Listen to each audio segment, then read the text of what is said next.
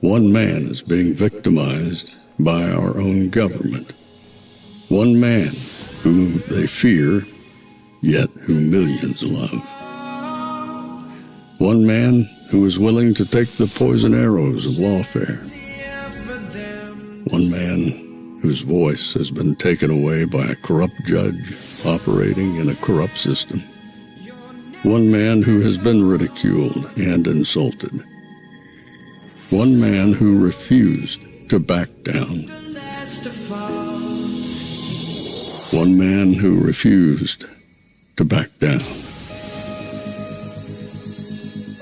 One man who refused to back down. One man who stands between us and them. One man that wants to see America protected again. One man who wants to see America prosper again. One man who understands that a man is a man and a woman is a woman. One man who understands and protects the blessing of life. One man who wants to restore American exceptionalism.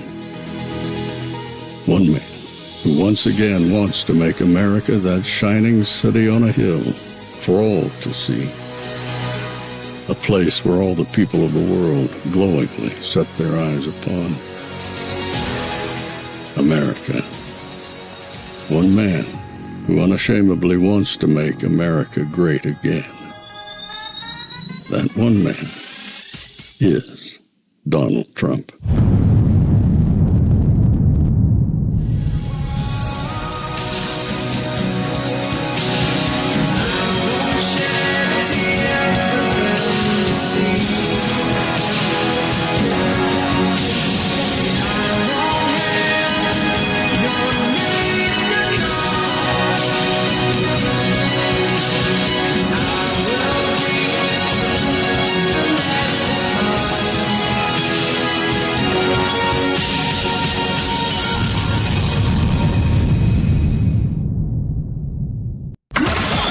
This is Fanfare with Barry Cunningham.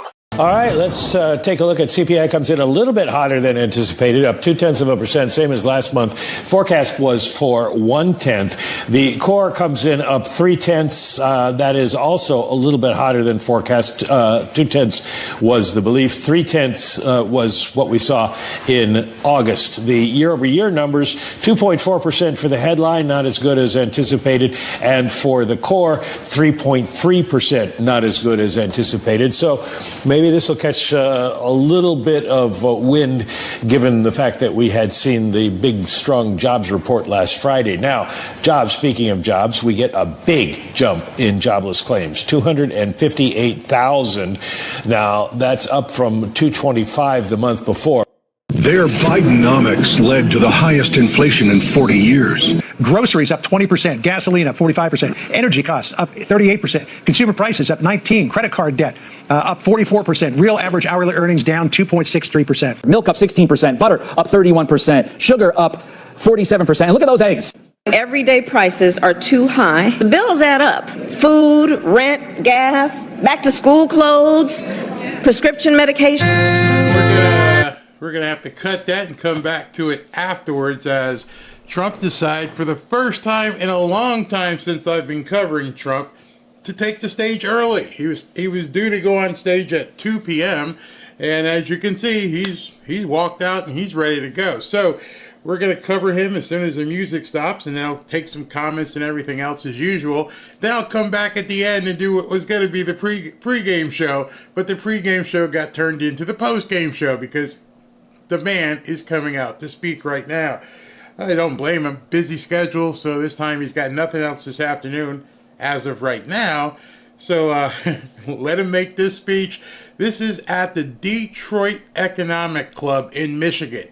So prepare for this speech to be all about the economy, what his economy is going to do and has done in the past versus what the Biden-Harris Bidenomics fiasco has been doing to Americans for quite some time. So as soon as the music stops, he'll walk up and then we'll go ahead and cut directly to him, and you guys can hear every single word he says. Good thing I was on time this morning, because this afternoon, because this man was ready to go. I think he's on fire. I think he's ready. It's funny, he dances to that song. It's not really a dance song, but it gets him going. Now, before you guys all say anything, remember, this is a speech, not a rally. If he's a little bit more subdued and he's hitting certain points, don't go, oh my God, he looks tired. Oh my, he looks disappointed. Something must be. It's a speech. In front of him is a room full of business people, executives. It's not a rally. It's not 10,000 screaming Trump fans. These are people that he needs to basically convince and get a hold of and let them know he's all set to go. So, as he takes the podium, let's go ahead and take a listen. Thank you very much, everybody. Thank you. Thank you very much. It's a great honor to be here, and thank you, John. It's really wonderful to be back in Detroit, and it's a true honor to be back at the Detroit Economic Club. It's really terrific people. I was here at 2016, so... How's the sound, everybody? We're going to do it again. We're going to do it again. Before we begin, I want to send our love to everyone affected by the hurricane. As you know, it was a rough night, and who would have thought a lot of things happening at one time? But that's just ripped through Florida and also the people of North Carolina, Georgia, Alabama, South Carolina, Florida again, and Tennessee for what they went through with Hurricane Helene. We had quite a combination. I'd like to congratulate governors of Florida, Ron DeSantis, Governor Brian Kemp of Georgia, and South Carolina, Henry McMaster. They were really hit hard, and they've done really a fantastic job. The federal government, on the other hand, has not done what you're supposed to be doing. In particular, with respect to North Carolina, they've let those people suffer unjustly. And we're praying for all of those who lost a house, or much more importantly, a precious loved one. And there were many, actually many in Georgia and North Carolina. Florida will rebuild and come back strong. It always does. I look forward to returning very soon. We'll be there very soon. And okay, now let's get to the reason that I'm here today. I think you're going to find some interesting things, both good and bad, but we make the bad into good. That's what we like to do. Inflation came in substantially hotter than expected last month, double what was predicted, with much of the gain coming from food prices going up, rent and housing costs going up, and car prices going up. Interest rates, as you know, are also a big factor. They're very high. They've gone from 2% when I was in office to 10% now, and you can't get the money. That means it's much higher than 10%, which really kills the American dream for young people. We have a lot of young people here, a lot of college people here. The fact is that the Federal Reserve brought the interest rates down a little too quickly. It was too big a cut, and everyone knows that was a political maneuver that they tried to do before the election, but they did the wrong thing. It was totally a political decision, and inflation has started to rise. 4 years ago, when I left office, we had no inflation. We had virtually, just think of it, we had virtually no inflation for the entire 4 years. So when people made money, that was really their money. It wasn't money that they have to give back to a source that they know nothing about, including government. Under Biden and Harris, because of inflation, the economy has been a total disaster. But Kamala says that she can't think of one thing that she would do differently. She said that 2 days ago in a very unfortunate interview for her. And there are many people saying, in particular, highly respected analysts like Scott Bessent, one of the top analysts on Wall Street, that the only reason that the stock market has gone up is because Donald Trump is doing very well in the polls, and it looks like he's going to win. A lot of people are saying that. Who knows? But a lot of people are saying that the only way to end this suffering is to vote for change this November, because what we're doing is our country is very bad. We're being scoffed at and laughed at all over the world. The other big news is the fraud committed by 60 Minutes and CBS, together with the Democrat Party, working together with them, which will go down as the single biggest scandal in broadcast history, I predict. It's a big story. I don't know if you've seen it yet. Happened. They learned about it yesterday evening. The real answer of Kamala was very crazy or dumb. Nobody knows what, but it was bad. So they actually replaced it. Think of this. They've never done that for me. They actually replaced it with another answer, having nothing to do with what she said before. They took another thing that she said and they just lopped it in there. Nobody's ever seen anything like it. 60 Minutes, nobody's ever seen. And they wanted to make her look as good as possible, make her look better.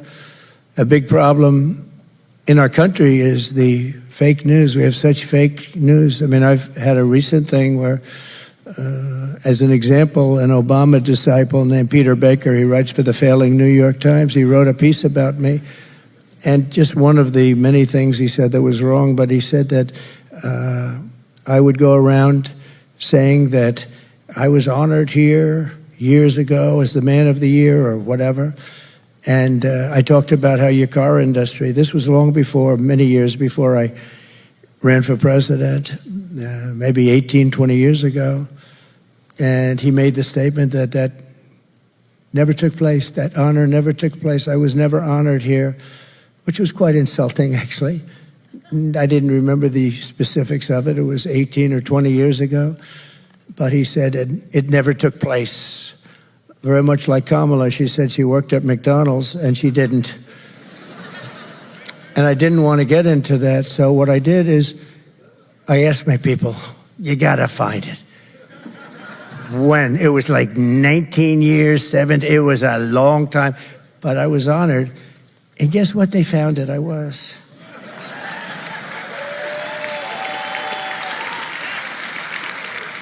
Right here. Nice looking young guy. No, it was a long time ago. So this was in, let's see, this was an update of the article that they originally printed. It says, Oakland County GOP to honor Donald Trump, former president, to speak at upcoming Lincoln Day fundraising dinner. And it says down here, the county party gave Trump the Man of the Year award at the dinner, too. And he was honored as Man of the Year. So here's your article right here. Oakland Press, Oakland County GOP to honor Trump. And I have a man in the failing, fake New York Times, disgraceful paper. They ought to be ashamed. They make, whatever they say, believe the opposite. Who knows how long they're going to be around. It's killing our country, this kind of stuff. It's killing our country. It's really terrible. I want to thank the president of the Detroit Economic Club, Steve Gregorian, who's a very wonderful guy, as well as Congressman John James, Ambassador David Fisher, Michigan Senate Republican leader Eric Nesbitt. Thank you, Eric. It's great. Where's Eric? Thank you very much. How are we doing? I hear we're 4 points up. Well, how are we doing? Huh? Yeah, she says at least. Thank you. Michigan House Republican leader Matt Hall, a very good guy. Thank you, Matt. Thank you. Is John there? John James? Where's John? He's doing well. We have some good people here. Chairman of Michigan Republican Party, Pete Hoekstra. Pete, thank you very much, Pete. And a very special man, a great guy, Dr. Masad Boulos. Many of you know him. He's a very successful man.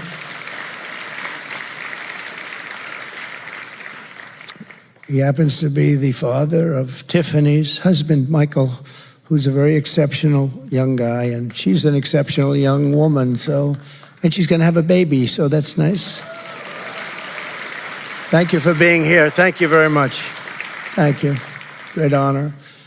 And many other distinguished guests. And we have some very very distinguished Democrats in the room too, and I really do appreciate you being here. That's very nice. Thank you. There'll be a day when we're going to work together. I hope we're going to be able to work together. That would be great. Good for everybody. But I'm here today to talk about a subject that has always been very dear to my heart, saving the U.S. auto industry. That's what I spoke about in Oakland many years ago. I said, they're stealing your auto industry years ago. They're stealing your auto industry. You got to stop it. Well, they didn't exactly listen.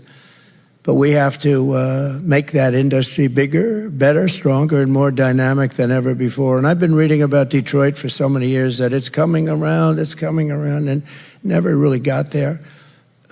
Everybody tries so hard. But if you make the auto industry bigger, better, stronger, you don't have to worry about Detroit. It'll be very good. It'll come by its own. That would be non-artificial. That would be the way to do it, right? You make the auto industry thrive, bring it back to where it was 50, 60 years ago. You can do that too. And that's my goal, and I'm laying out a policy that will absolutely do it. In my opinion, absolutely do it. And I've been very good at this over my life. So my goal is to see U.S. auto manufacturing even greater than it was in its prime, and for Detroit and Michigan to be at the center of the action. For generations, this city and state were the world capital of automotive production. And American automakers rolled one iconic model off the line after the next, the Mustang, the Corvette, the Pontiac GTO. I had two of them, actually. I had that GTO. Oh, I thought I was the hottest guy around. It was crazy. We didn't have all of the foreign competition then. You were so proud to have a Corvette. Oh, if you had a Corvette. I never got a Corvette. I tell you, I feel I was left behind. But I had my GTO. I was something, man. I'd put that top down. See, in those days, I didn't mind when the hair waved. I'd go fast, and that hair would be waving, that blonde hair, and I'd say, who the hell can take me? Nobody. Today, I'm a little more careful. I want to cover up that little area up there. It's a little bit soft up there. Cover it up. No, it was great. But you did. You had the greatest product. It was just fantastic. And right here in Detroit, Americans invented the muscle car and the minivan and the family SUV, so much. And along the road, you made the American automobile an inseparable part of the, and it was inseparable, of the American dream. It was part of the American dream. But after decades and decades of Michigan auto workers giving our nation their very best, our leaders in Washington did their very worst for them. They were terrible. You lost nearly 4 million manufacturing jobs after globalist politicians gave us the twin disasters of NAFTA, which I terminated, and China's entry into the World Trade Organization. That was a very expensive two things. Nearly 250,000 jobs were destroyed here. Right here in Michigan alone, think of it. 250,000, 250,000 jobs, including 40% of all of the auto jobs. And then it got to be much higher than that. Detroit was decimated as if by a foreign army. This was a foreign army invading us. But it was an army of business people, very brilliant business people, that took the candy out of our pockets just like you take it from a baby. That's how easy it was for them. Factories were left in ruins. Beautiful hotels and theaters crumbled. More than 80,000 homes were abandoned. You see it outside. By the time I came into office after our victory in 2016, the Michigan auto industry was on its knees begging for help, gasping. And really, it was at the last breaths of life. And I had to move quickly. You were going to not have any auto industry here. It was all gone. It was just about over. They were going to move so fast, and I let countries that were stealing our businesses know, you do that, I'm going to do things to you you're not going to believe. I'm going to put tariffs. They laid off a lot. They could have taken it. We were at a very vulnerable point. I let certain countries know that if you do that, I'm going to put tariffs on you, and you're going to you're going to get your asses kicked, I'm telling you. And they laid off. They really laid off. But they laid off what? We had not very much left. So just as I promised, I withdrew from the job-killing Trans-Pacific Partnership in my very first week. And the reason I did is that would have absolutely destroyed your auto industry. You would have had none left. It was a disaster. And if you remember, Hillary Clinton wanted it, and Obama wanted it. And then after she read the facts that when I did it, she came out against it because she said, he's right. She was totally in favor of it. But when she came out actually and agreed with me, and she said, I'm also against it. But I was there. It's sort of like no tax on tips. And then 2 months later, Kamala came out, no tax on tips. And it didn't play well for her. Didn't play well for Hillary either, obviously. I ended the disaster known as NAFTA, the worst trade deal ever made by our country, and replaced it with the brand new USMCA. Bob Lighthizer and his team did a great job. The best trade deal they say ever made. I actually think maybe our deal with China, but I don't talk about that deal very much because of COVID. But we have a deal with China where they buy $50 billion worth of our product. That was a great deal. We have made a lot of good ones. But with the USMCA, that's Mexico and Canada, we have massive incentives to make cars in the United States of America. I renegotiated Obama's Korea trade deal, which was a disaster, to fully restore the protective tariff on foreign pickup trucks. The auto industry in this country makes most of its money from the pickup truck. Who would think, right? But we do great. If we didn't have that, you'd have no auto industry. You would, because that subsidizes other things. And the only reason it does is that the tariff on every single one of the big, if you didn't have the tariffs, if I didn't put those tariffs, you would be inundated from all over the world, and you wouldn't have it. Every single one of the Detroit Big Three could right now, and would right now, guaranteed be out of business. 50% of their U.S. sales are pickup trucks. Think of that, 50%. They make all their money with almost all their money. I want to be very accurate because you get a lot of fake news back there. I want to be extremely accurate. They came to see you in Detroit. I'll tell you, that's a good thing because they're going to hear some things today I think that are going to be very interesting. Perhaps most importantly, I imposed a 27.5% tariff on all Chinese automobiles, which largely kept them out of the market, meaning kept them out of the market and kept Detroit in business. In other words, I kept Chinese cars out of America, and we had to do it because when they come in, they take over everything, and you would have had no car manufacturing at all. And it was only me that did it. I met with a lot of resistance.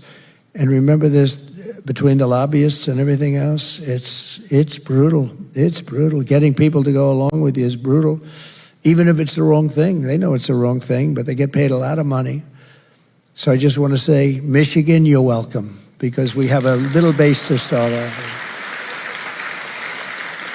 And if you look at Europe, Chinese cars have been absolutely drowning Europe, drowning it, it's killing it.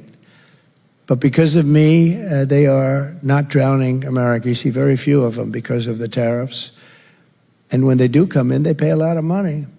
The Biden administration is thinking of taking that tax off, and if they take that tax off, you can wave goodbye to your auto industry, and you have the worst union leader probably in the history of, maybe in the history of our country for any business. I don't know him. Sean Fain is a disaster.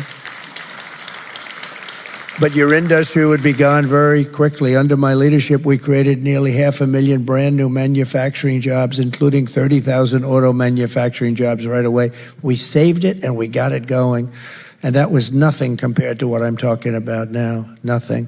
Because we had COVID come in that final period, and we had to focus on that. The share of cars sold that were domestically produced increased for the first time in many years. It actually, because it was going down, down, down. And since I left, wait till you hear those numbers.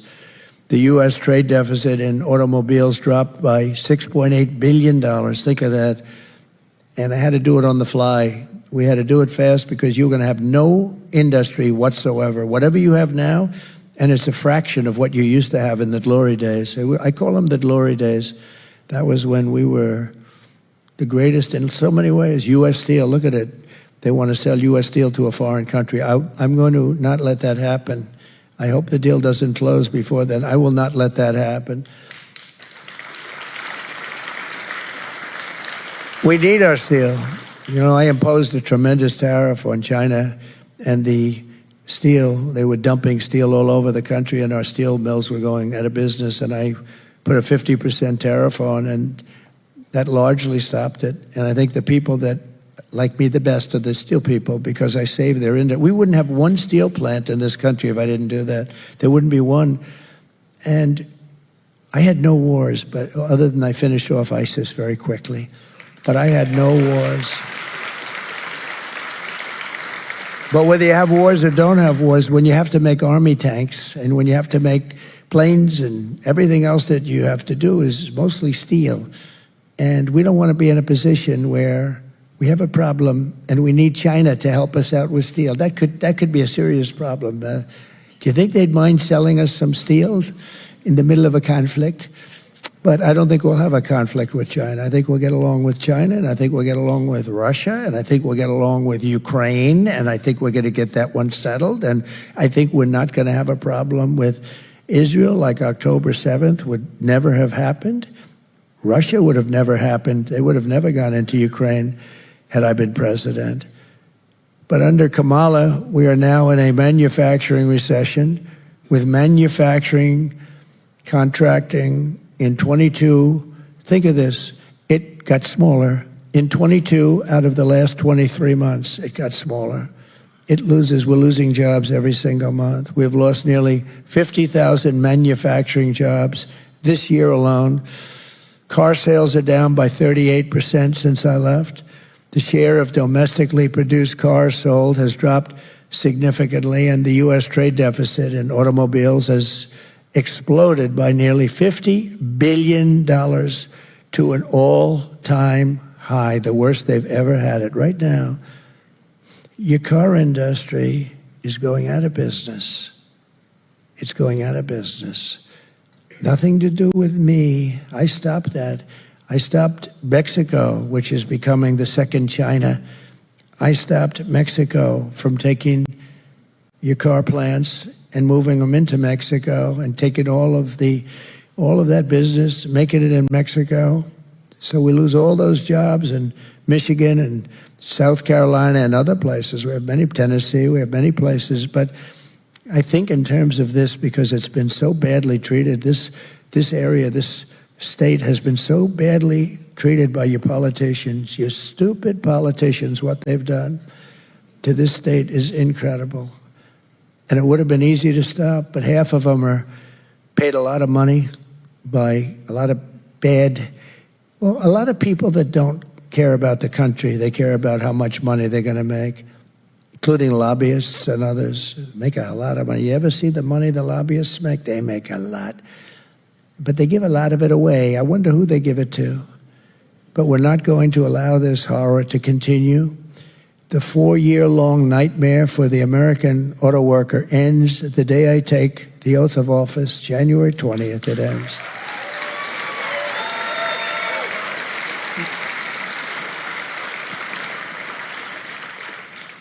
Yeah, a poll just came out today. As I was walking on, they said, sir, you're 4 points up in Michigan. I said, that's all?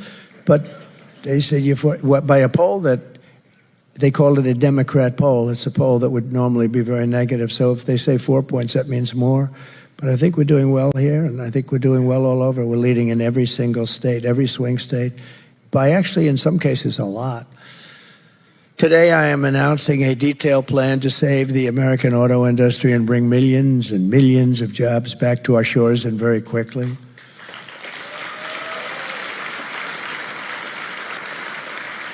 If you vote for Trump, and you will see a mass exodus of manufacturing jobs, but from Mexico to Michigan, from Shanghai to Sterling Heights, and from Beijing to right here in beautiful Detroit. Wait till you see Detroit.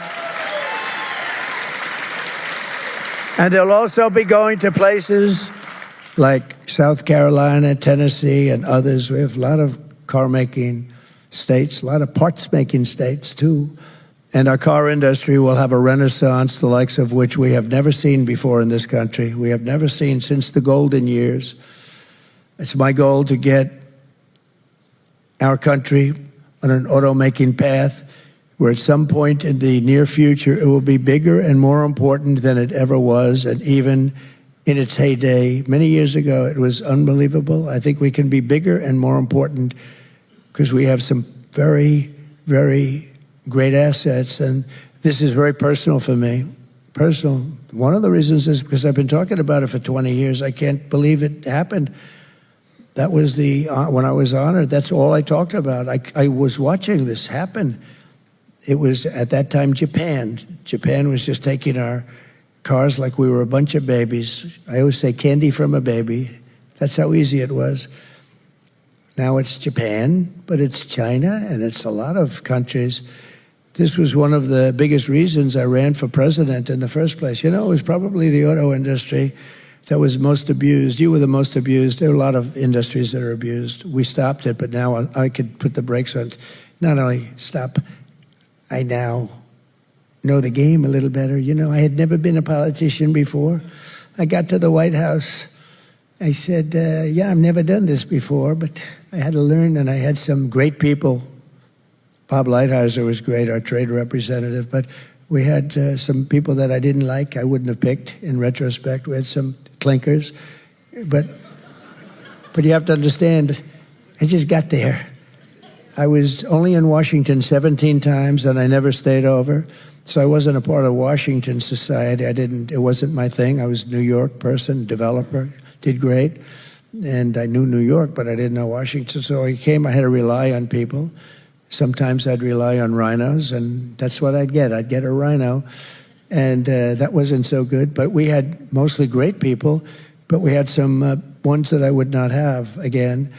And we're going to finish the job that we really brilliantly started, because we had numbers that the ambassador gave you some of them. I don't want to bore you by going through it, but he gave you some numbers that were unprecedented. I intend for the triumph of the American auto industry to be among my greatest legacies. I want it to be a legacy.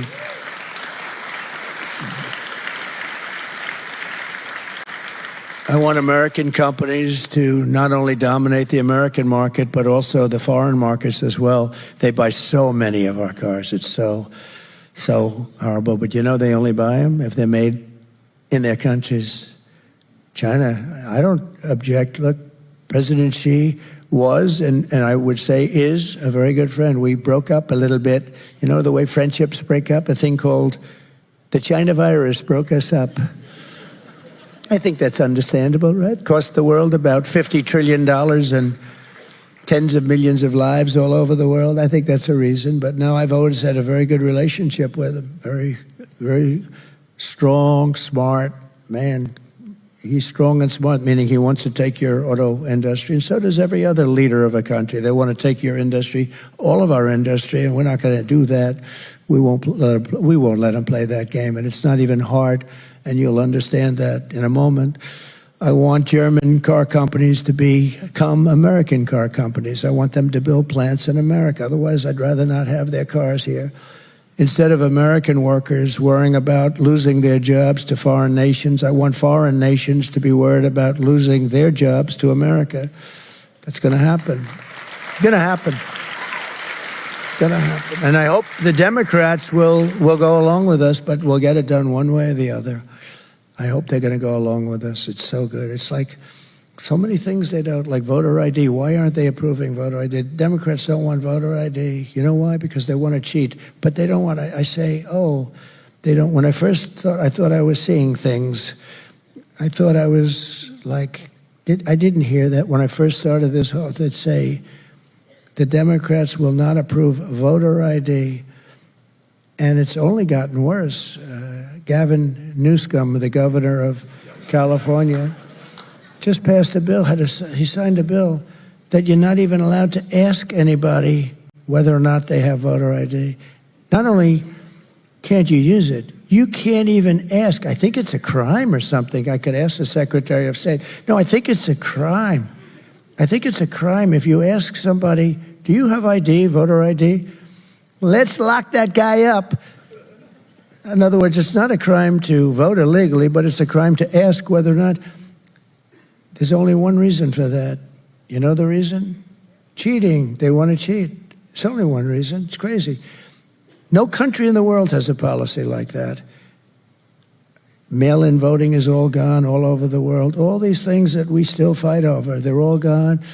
So we have to win a big election, and we're going to straighten it out. But we got to straighten it, because you have two things: you have borders and you have good elections. You got to have them. And it would be nice to have a free press, which we don't have at all. We have a terrible press. But those three things we have, and we have to straighten it out. So here is the deal that I will be offering to the world, to companies outside of our world, big companies, powerful companies that have become powerful because we were stupid. We were stupid. We allowed them to come in and raid and rape our country.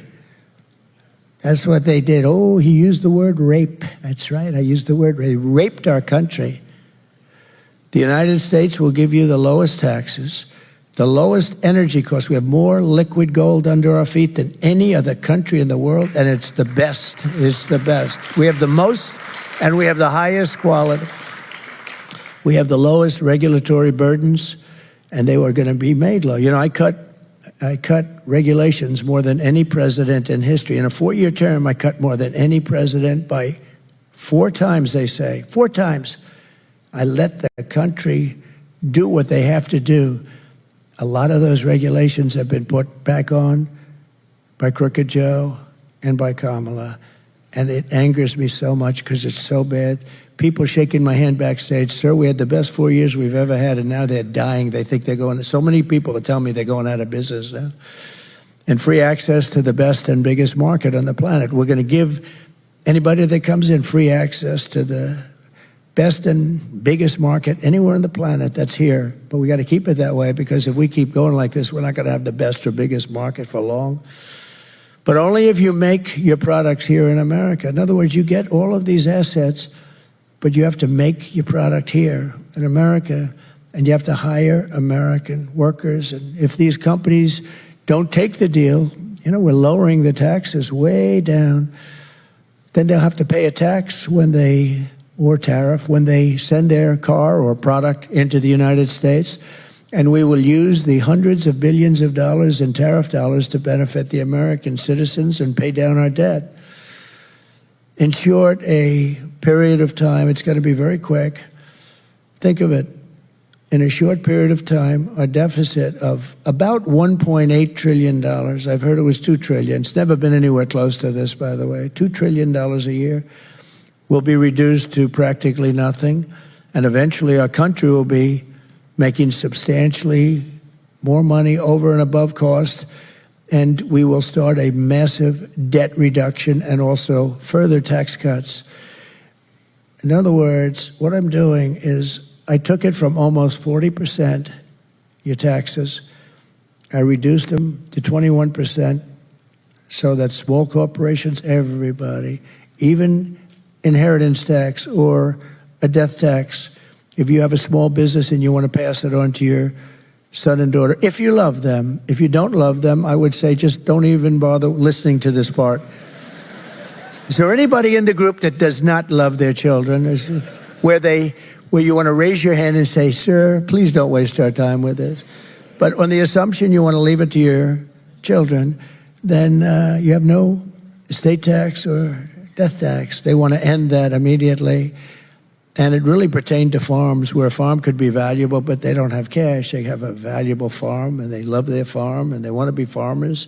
It's a great way of life. People love it. They wouldn't want to do anything else, but they're left the farm, and then they have to pay a tremendous tax, and they borrow the money from the bank, and within 2-3 years, almost, I guess, 62% of the time, they say, they end up losing their farm to the banks. I got rid of that. There's no estate or death tax at all for the farmers and small business owners. So they want to end that. This is a big deal. But I brought it down from almost 40% to 21%, and that makes us very competitive in the world. Don't forget, the world is like states used to be. The world, people will take their businesses, and they're loyal to their stockholders. And in many cases, the people that run the big businesses are not American. They couldn't care less for our country. They follow the dollar, or they follow, we better keep them following the dollar, by the way. We're going to keep them following the dollar. That'll be another thing, because we're losing that fast. We are losing that fast. But we're going to bring it down, and we brought it down to 21. That made us competitive. Not the best at all, but competitive. Now I'm bringing it down to 15%. But that's totally subject to you building your product, making your product in America. And I had calls. So we're getting it down to 15, and now you're just about the most competitive, other than certainly for a big country, but you just about the most competitive at 15. That's the beauty. They're going to all move back. They're going to all move back. They're all coming back, and then we're going to protect them so they don't get hurt with tariffs on people that aren't building here. And they're going to come in, and they're going to build here because they don't want to pay those stiff tariffs.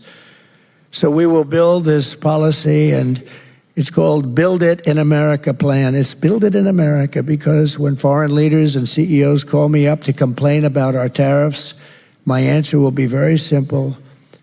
Build it in America. You don't have any tariffs. Build it right here in Detroit. You don't have any tariffs. Build it in Dearborn or Lansing or Grand Rapids or Flint. You don't have any taxes. You don't have any taxes or tariffs or anything. So we're going to take that. We're going to take that.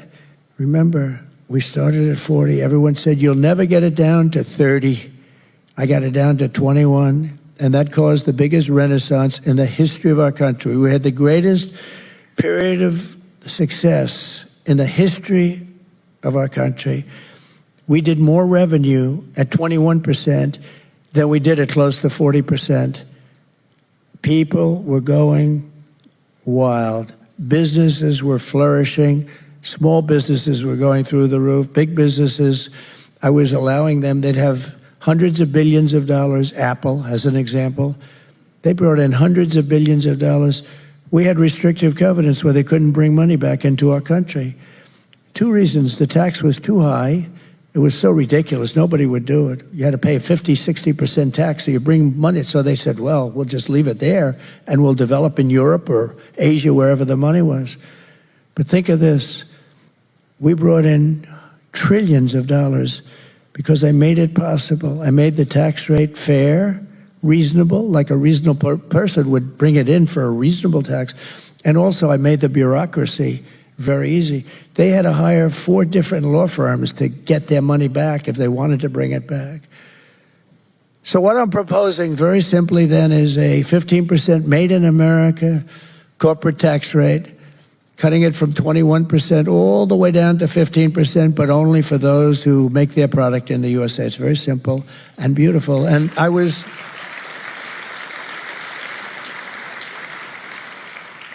called by a couple of the top people on Wall Street. I sort of know a lot of them. They said, who gave you that idea? It's so simple. I said, you know, it's a great idea. I have another one coming up for you that you're going to like just as much. You're going to love, maybe more. Oh, you got a big one coming toward the end. I want to save it for the end. This way you're going to stay around and you're going to be so happy. It's just pins and needles you're sitting, right? No, I have one coming that I think is just incredible. But this is something that is going to revolutionize our country, because it's not only auto companies, it's also others. But I think in particular, this is going to be something that is going to really lead to the renaissance in Detroit and in our country, but in Detroit. This place will be booming. This place is going to be booming. And when you couple that with what I'm going to say in a little while, it's going to really be booming. So U.S.-based car makers and manufacturers will also be rewarded with expanded research and development tax credits, very substantial, where they will be able to write off 100% of their cost of heavy machinery and other equipment necessary to build a plant. In the first year, and full expensing for manufacturing investments and all helping to build these sprawling state-of-the-art plants. Our country needs to be an industrial superpower in the world. I have a friend who makes plants. He builds plants. That's what he does better than anybody in the world. And I said to him, he's a supporter, actually. I said to him, I want to see a plant. I want to see a really great auto plant. Where would we go? Let's go see one. And he said, well, we'll have to go to Mexico. I said, what? We have to go to Mexico. I said, I want to see Mexico. I want to see here. He said, well, the big ones are really built in Mexico. They're building some really big ones right now. You know, your stupid union leader, Sean Fain, or whatever the hell his name is, this stupid guy. He's playing around all electric cars, everything else. Did you see your numbers in the last few months? What's happening? You're losing your whole business. They're building the biggest plants in the entire world. This guy builds them. That's what he's good at. If you said build an apartment, he wouldn't want to do it. He couldn't do it, but he can build an auto plant. All the top of the line, all automated. You press a button and the plant opens up. Biggest in the world. And you know who's building them? China. They're building them at levels that nobody's ever seen before, right across the border. And they think they're going to make cars there, and they're going to put you all out of business, and they're going to sell them across the border, and they're not going to have a tax. No, they're wrong. They're going to pay a 100% or maybe even a 200% tariff because we're not going to let them come in to our country and destroy what's left of our auto industry, because it's a failing industry, just like it's a failing country right now. We're a failing country. You know, we're a nation in decline. I hope you know that.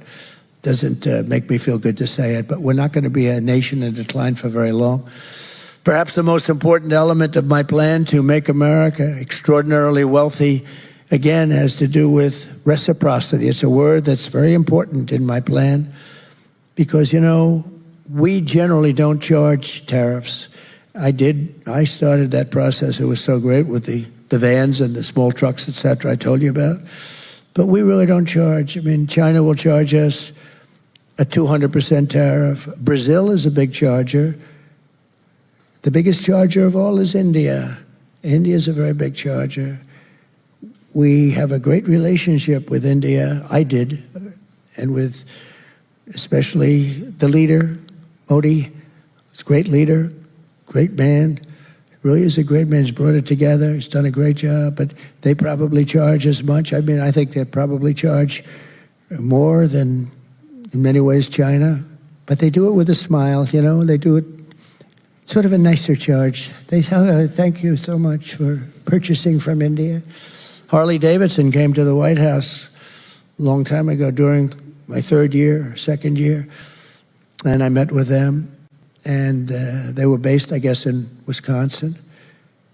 And I said, how's business? Good, good. What are the bad countries? Well, India is very tough, and they gave me some others. Why? Tariffs. I said, why, what are they? And they had said like 150%, some massive amount. I said, so do you sell many motorcycles? And because you think people want to buy a Harley, right? Anyway, no, we sell very few in India, but they want us to go there. They said, if you go there and build your plant there, we're not going to charge you anything. I mean, you can do whatever you want. I said, I don't like that. And lo and behold, I see they went and they built the plant, and now they do their business with India. They probably do it outside of India, too. Plenty. They built a very big plant. Many countries, they do that. And then all of a sudden you hear that they're leaving Milwaukee or they're leaving wherever they may be located. It's very sad to see it. And it's so simple. I mean, standing on a raft in the middle of the ocean someplace with a circle, boom, reminded me of the Biden circles that he used to have, right? He'd have 8 circles and he couldn't fill them up. But then I heard he beat us with the popular vote. I don't know. Couldn't fill up the 8 circles. I always loved those circles. They were so beautiful. They were so beautiful to look at. In fact, the person that did them, that was the best thing about the level of that circle was great, but they couldn't get people, so they used to have the press stand in those circles because they couldn't get the people. Then I heard we lost. Oh, we lost. No, we're never going to let that happen again. But we've been abused by other countries. We've been abused by our own politicians, really more than other countries. I can't blame them. We've been abused by people that represent us in this country, some of them stupid, some of them naive, and some of them crooked, frankly. But interestingly, it's often those allies that we consider to be friends that have been the greatest abusers. We have some great abusers. I'll give you an example. The European Union sounds so nice. The European Union of countries. Oh, it's so nice. They're brutal. We have a $200 billion deficit with them, now higher than that, 250 something. And like I asked at the time, Angela, how many Chevrolets do we have in the middle of Berlin? Oh, I do not know. Perhaps none. You're right, Angela. You're right. How about Frankfurt? How many do we have? How many Fords do we have in Frankfurt? Oh, I don't think any. And yet they send their cars to us like a bunch of dummies we are. BMW, Mercedes, Volkswagen, by the millions and millions and millions. And we're not doing that. We're not doing that crap anymore, okay? Now they're going to have to play by our rules. They're going to have to play by our rules. But China, of course, was the biggest abuser. I mean, they were a professional abuser. They did things to us, and they go down as a developing nation. We are a developing nation. Well, we're a developing nation, too. Just take a look at Detroit. Detroit's a developing area, a hell of a lot more than most places in China. So we're not going to let this happen any longer, and I don't think it'll be possible for bad politicians to stop it. I don't think so, because we've suffered too long and too hard. And I fixed much of it during my 4 years, but felt that during the COVID period, it would not be the right time to be doing this with countries. I renegotiated with Japan, I renegotiated with South Korea, I renegotiated with many. But, you know, with the COVID, everybody was just literally devastated by that scourge. It was devastated. It was not the right time. So I had to slow it up a little bit. I was hitting them really hard. Shinzo Abe was great. He was assassinated. What a great man he was. But I went to Shinzo. I said, Shinzo, I got to know him very well. He was really a friend of mine. He was a great man, actually, loved by the Japanese people. He got sick. He had to take a leave of absence for a period of time, but he was going back, and he would have gone back and easily gone back. And he was just getting ready to do it. He was much better. I think he was probably cured of what he had. And he was going back. But I said to him, Shinzo, we have to talk about trade. I'm sorry to bring it up. I'm sorry. This is the most one-sided deal I've ever seen. You send millions of cars to us, and we can't send you a car. They didn't accept any of our cars. You send all of your farm products to us, and you don't want to accept our farm products. I'm sorry, Shinzo, we're going to have to negotiate something. He looked at me and goes, I know. I said, what do you know? He said, well, I know that you were going to be coming back to me, and I know that it hasn't been fair. I said, well, how did it happen? He said, well, we'd ask for things, and the Americans would agree to it. Your representatives, your presidents, Republicans too, by the way. I'm not talking just Democrats. He said we were friends. He would say this. I probably wouldn't say it if he were around, because it's not very nice, but he told the truth. I said, how did you get these deals? He said, we would ask, and they would approve. And we were amazed ourselves, but I knew you'd be coming to see me. And I said, I have to see you, Shinzo. And we made a new deal with Japan, but we were stuck with an old one, so I couldn't negotiate as good as I normally would. But we made it palatable, and we were going to really make it palatable when this one came up. But he was great. But he looked at me, I'll never forget it, quite. He said, he called me Donald. Donald. I knew that you would be coming back because I knew that you understood it. But he also said that other people didn't. It was, actually, it was quite sad, actually. And it's that way. I would look at these deals and say, who negotiated these deals? They were so bad.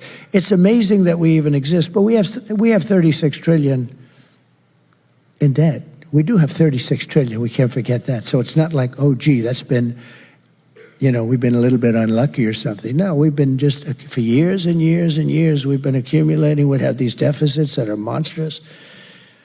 We had 5, 6, 7, 800 billion deficit with China, just alone with China. And today it was announced we have the highest deficit we've ever had, almost $2 trillion. Think of that. We have and we have the highest deficit we've ever had with China. And that won't last long. It's not going to last long. We'll be able to do something about it because China wants to do business with us, but they think we're stupid. They think we're stupid people.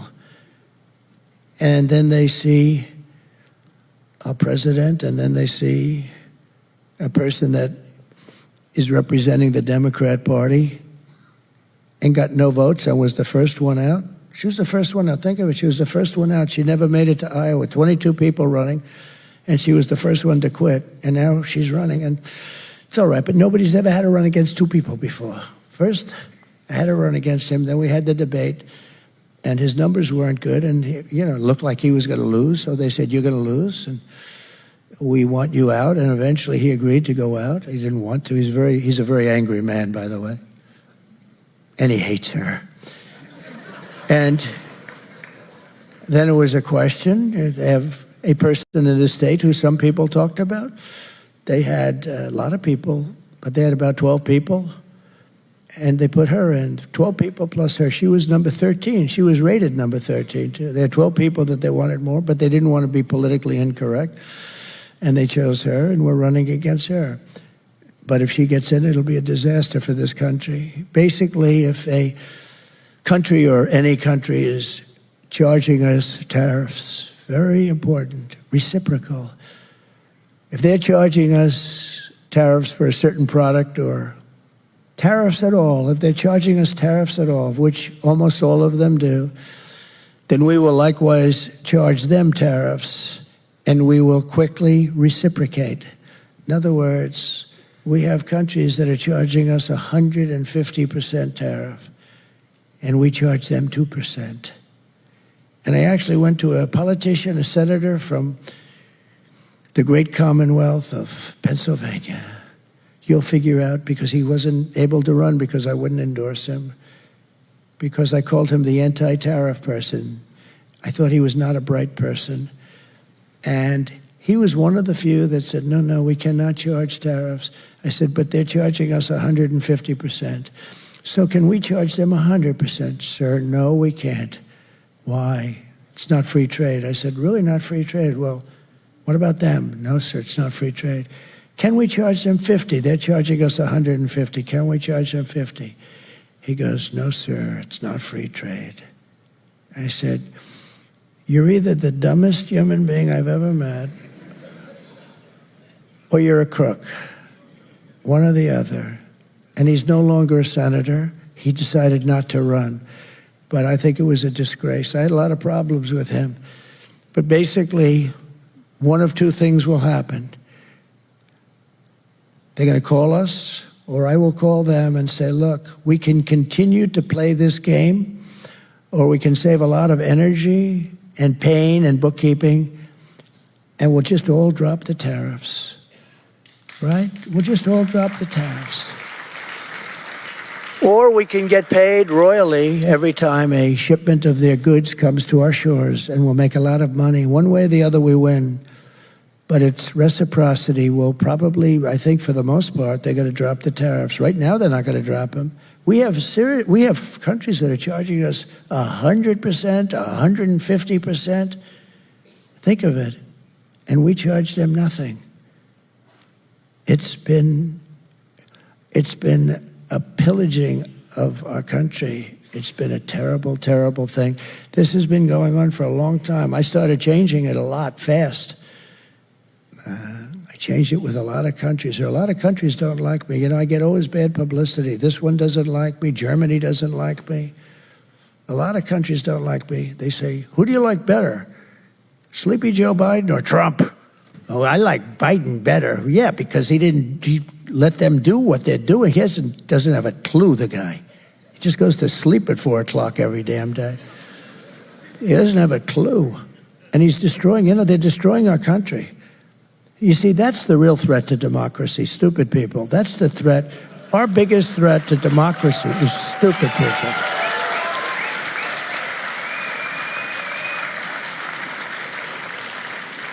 But there's a third thing that can happen, and that's the fact that if they want to avoid this payment, and this is the best thing of all, they can come in and build a plant or a factory in the United States and spend all of their money and build, and I don't care what country it is, and they're going to hire American workers, and they're going to have a factory in the United States, and then you don't have to pay a tariff, and won't it be beautiful? We'll have job numbers like you've never had before, and that's actually, to me, the best of the three things.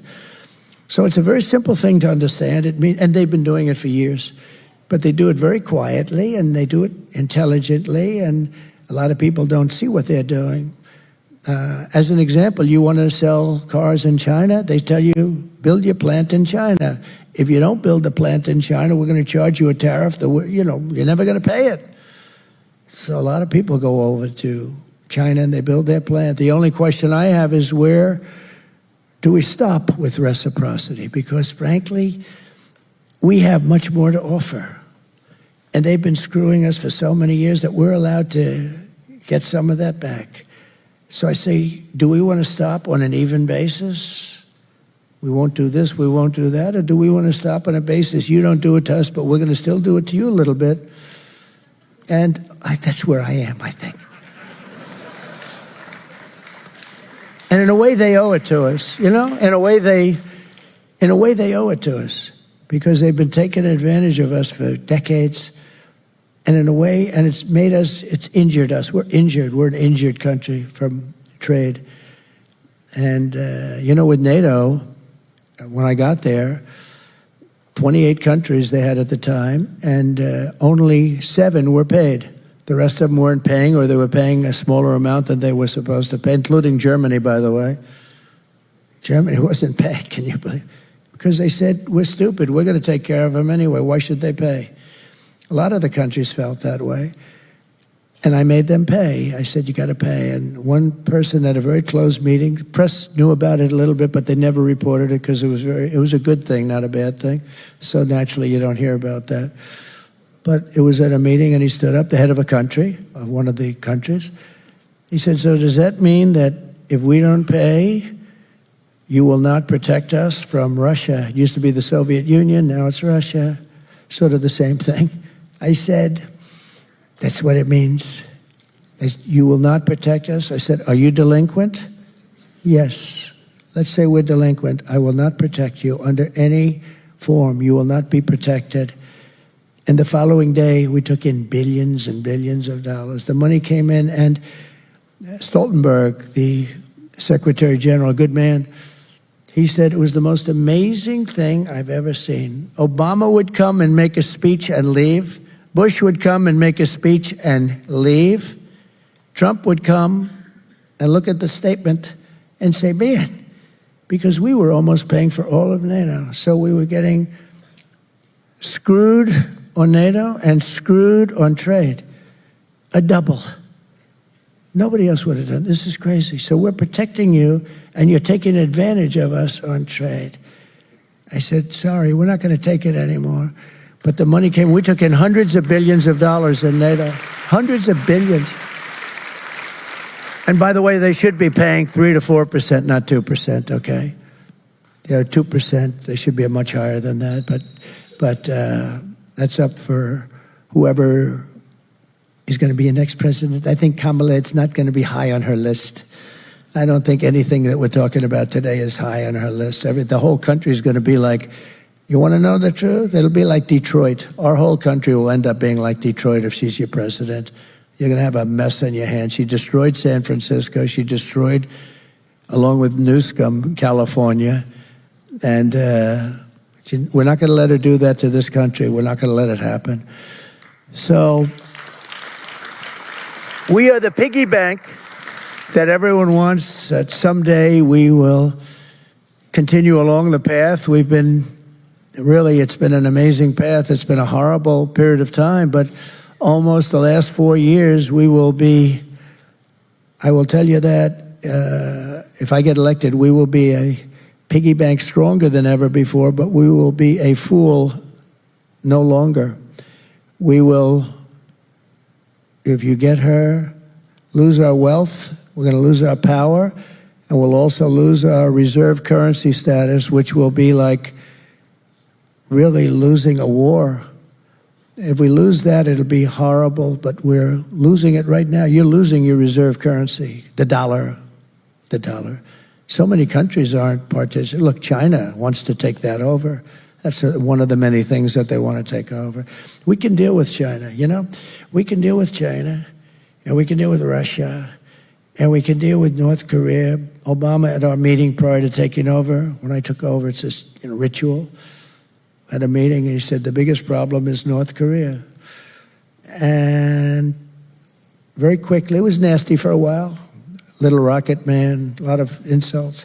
Remember when he said, I have a red button on my desk? I said, I have one too, but mine's bigger and mine works. Remember that? He said that.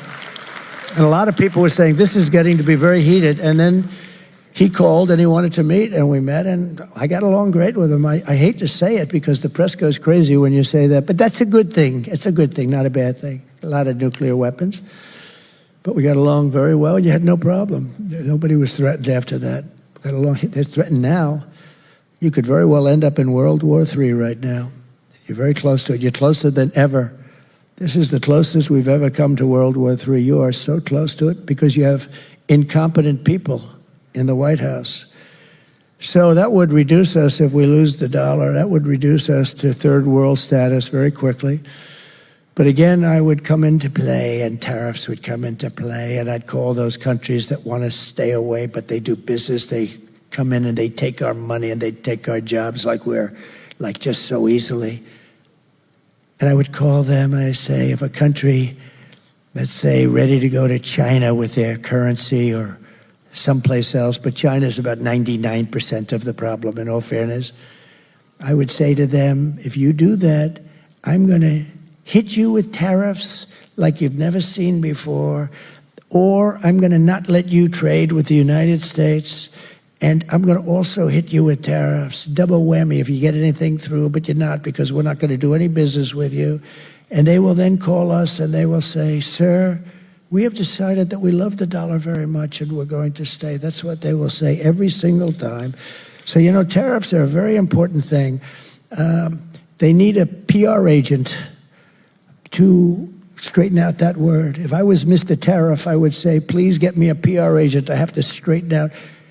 It's one of the most beautiful words in the whole world. It's going to make us wealthy again. The other word is reciprocity. It's going to make us wealthy again. We're going to be a very wealthy country very quickly. Very, very quickly. You know, our greatest wealth probably proportionately was in the 1880s and 90s and the early 1900s, where we had so much cash, they would set up committees. They didn't know what to do with their wealth. We had such wealth in this country. They didn't know what to do with their wealth. They had no, they would set up, we had so much money, all from tariffs. There was no income tax. And then they went to the income tax stuff, and it was a whole different story. Then you had the Depression.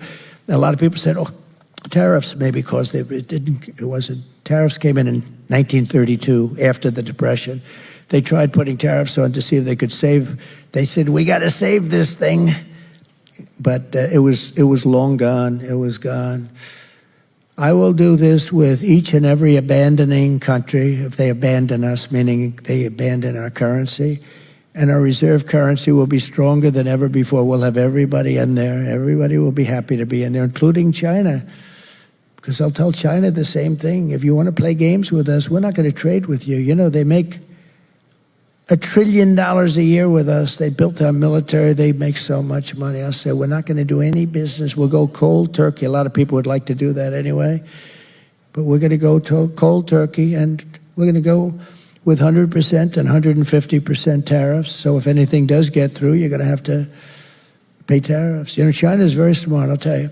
When I put the tariffs on the steel, They were very unhappy, but they didn't tell me. They said, it doesn't matter, we're China. I said, oh, it doesn't bother them, so then ask them for more. That was my initial reaction. We started at 25%. I said, they said it doesn't matter. And I said, all right, so ask them for more. So we asked them for more, 10%. It didn't bother them. That's what they said, but it did bother them. But they're great players. They're great poker players. It didn't bother them. I said, well, ask them for more. Ask them for more, until it bothers them. And finally, I got a call from President Xi. He said, you're killing us with the tariffs.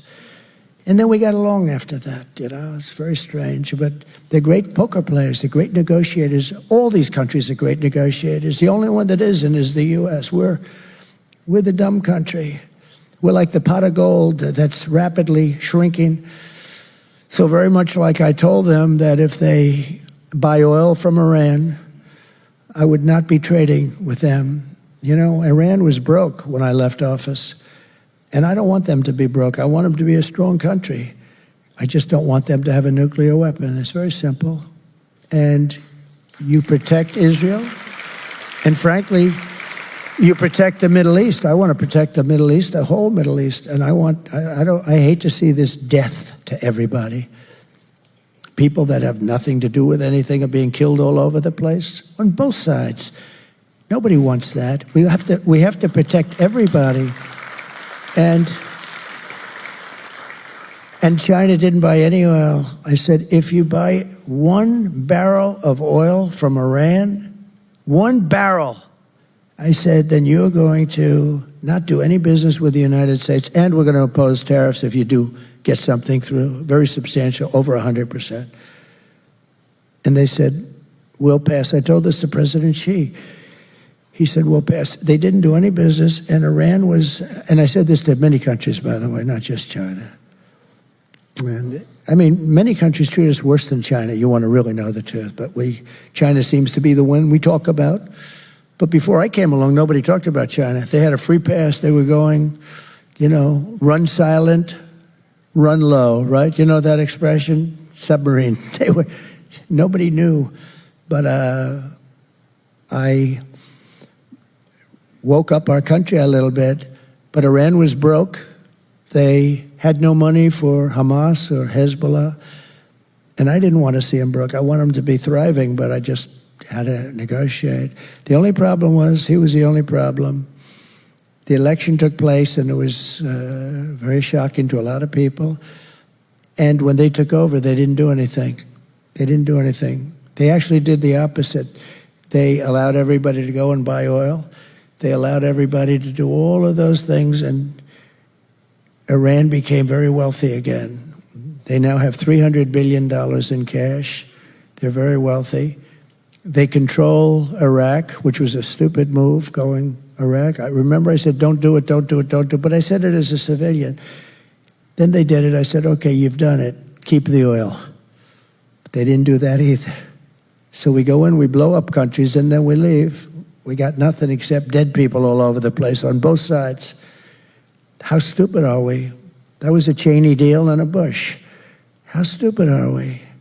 Not just Democrats. It's both. I'm equally angry at both because we have humanity to think about also. You do. You have humanity to think about. And all of these things, they should have never happened. Ukraine should have never happened. October 7th should have never happened. If you had smart people at the White House that knew something, a little bit of something, it wouldn't have happened. Think of the world, how different it would be. You wouldn't have Ukraine, Russia. You wouldn't have had October 7th. You wouldn't have this horrible thing that's going on. You wouldn't have had inflation. You wouldn't have had the worst, most embarrassing day in our history. We were leaving Afghanistan. I'm the one that got him down, but I would have kept Bagram. You know why I would have kept Bagram? It was 1 hour away from where China makes its nuclear weapons. 1 hour away. So you see, the ideas and the policy are important, but the most important thing of all is the messenger. Because I could give that same message to a stiff, and it wouldn't resonate at all with the other side. You have to have the right messenger Somebody said, oh, we love Trump policy, but we don't like Trump. I think they do. They said that women don't like me. I think women love me because they want to be safe. And with me, they're safe. With other people, they're not safe. It's true. It's true.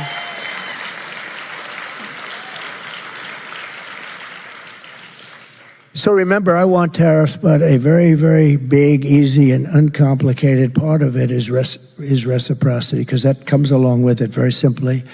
And all tariffs against our nation must come off. They have to come off. They got to come off immediately, because we're going to meet them with an equal tariff, and they will come off for the most part. But if they don't, they have to pay a big price. So next, in addition to this rather easy thing to understand, by the way, does everyone understand this? Does everybody? Do you understand? Is there anybody that doesn't understand it? Would you please raise your hand? Raise your hand. Does anybody not understand it? See? How simple is that? I'd like to see the person. I really don't, sir. Then they have a front page story. Then we had a couple of dummies in the room.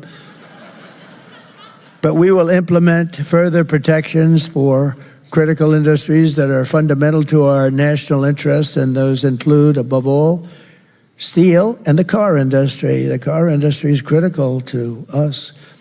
We can't fight a war if we can't make cars and trucks and engines and transmissions and drivetrains. Surrendering our car industry is not an option. We have to make our car industry brilliant again. We have to make it bigger. I'm going to make it bigger than it was ever before. Now, I'm going to make it very quick it's going to go, but to bring that to that level, I guess I'll need a little more time, but I won't have that time. But I'm going to hand it over to people. We're going to make this country so strong, and it's going to be so much easier to run. And I think we're going to end up actually having a lot of support from the other party. I really believe that. I think it's too basic. It's too basic. So as I said, China is currently building gigantic auto plants in Mexico, and they think that they're going to sell all of these cars into the United States, which would destroy Michigan, totally destroy your state. But it's not going to happen. Not going to happen. Not even close. They might as well stop building the damn plants. They are giants. Sir, you really have to see them. I said, I don't want to see them. I will impose whatever tariffs are required, 100%, 200%, 1,000%. They're not going to sell any cars into the United States with those plants. They're building them close to our border so that they can have easy shipping, because they're used to having stupid people to deal with. We're not going to let it happen. Those jobs are coming back to Michigan, and they're coming back to other states, and they're coming back to our country, and they're going to make America great again. That's it. And to that end, I'm announcing today that upon taking office, I will formally notify Mexico and Canada of my intention to invoke the 6-year renegotiation provisions of the USMCA that I put in. That was the hardest thing I had to get. They didn't want that. They wanted to have it long. But I wanted to, because there's always like little tricks they want to play. I said, nope, I want to be able to renegotiate in 6 years, otherwise we're not making the deal. And I got it, and it's coming due very soon. Oh, I'm going to have a lot of fun. And that'll address these concerns.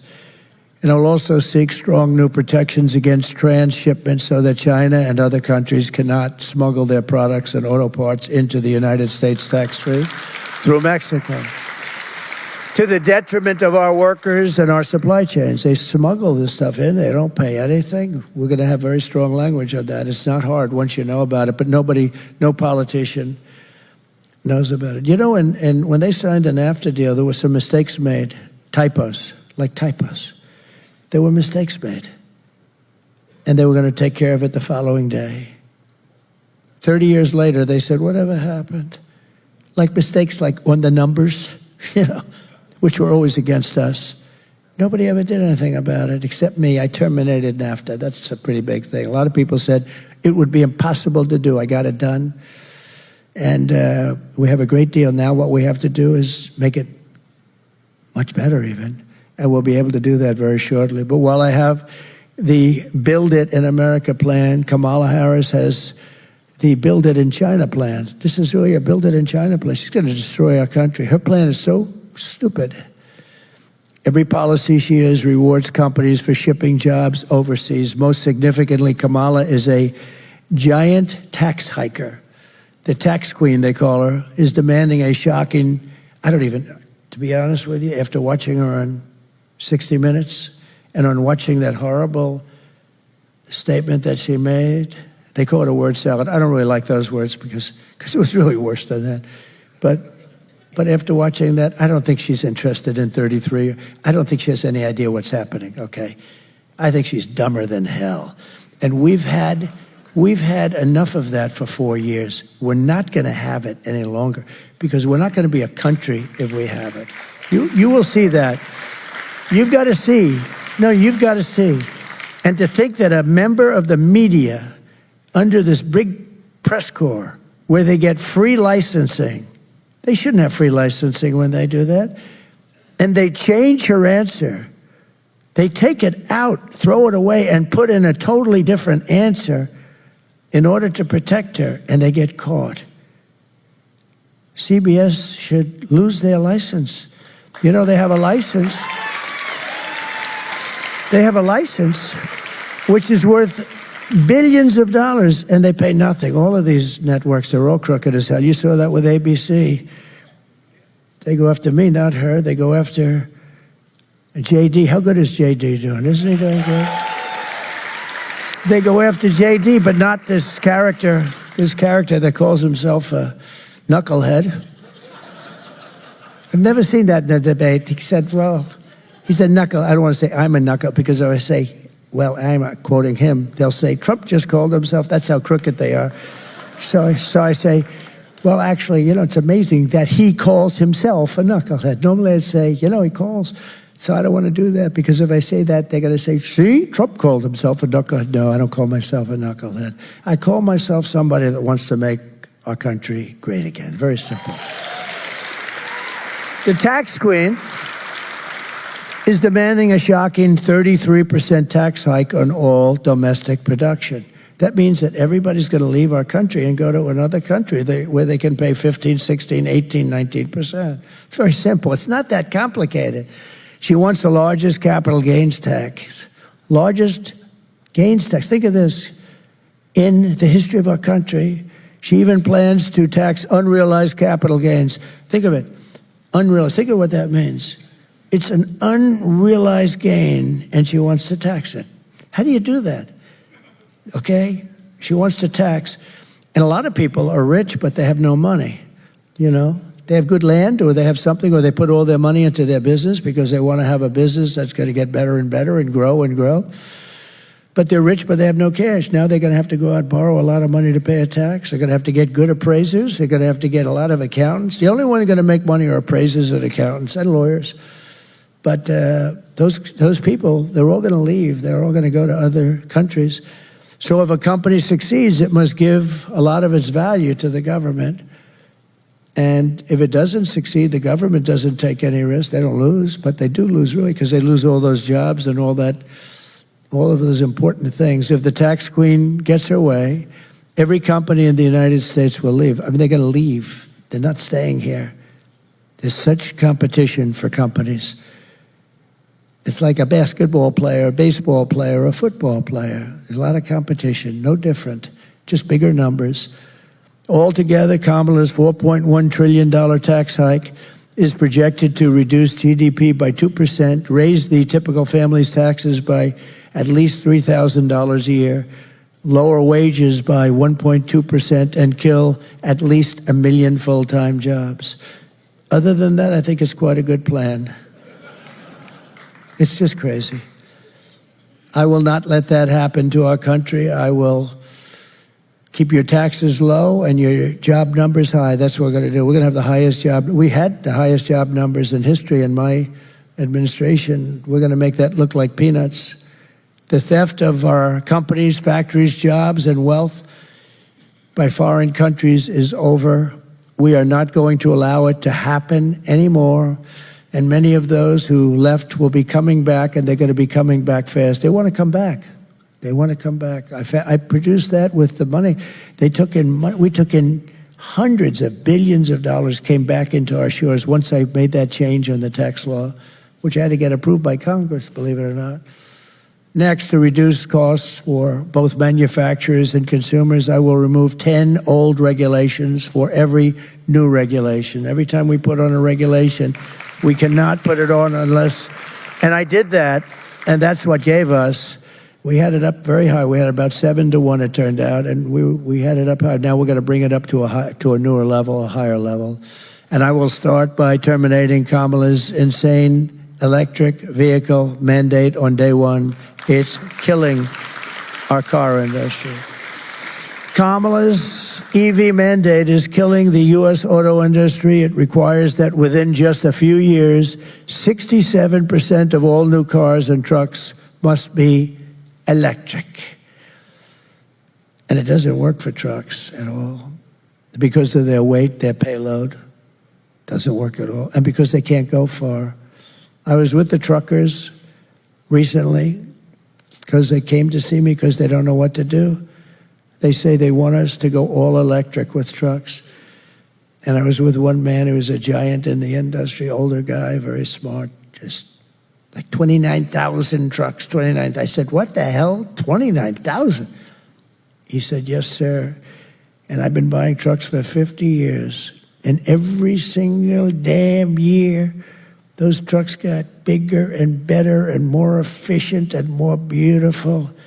They could carry more payload. They could do every single year. And then we put apartments on those trucks. He called it an apartment.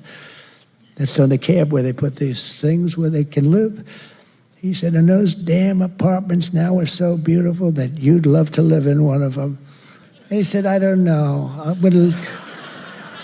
going to leave Mar-a-Lago and move into the back of a truck, but it's beautiful. I can't think of worse things, to be honest with you. It's sort of cool, right? Travel all over the country. But he said they get better. So then I said, well, what's wrong with the electric? He said, if we go from New York to Los Angeles, we have to stop 6 times, and you'll never find a charger. But assuming you had chargers, which you won't have, they built, as you know, big story, 8 chargers someplace in the Midwest.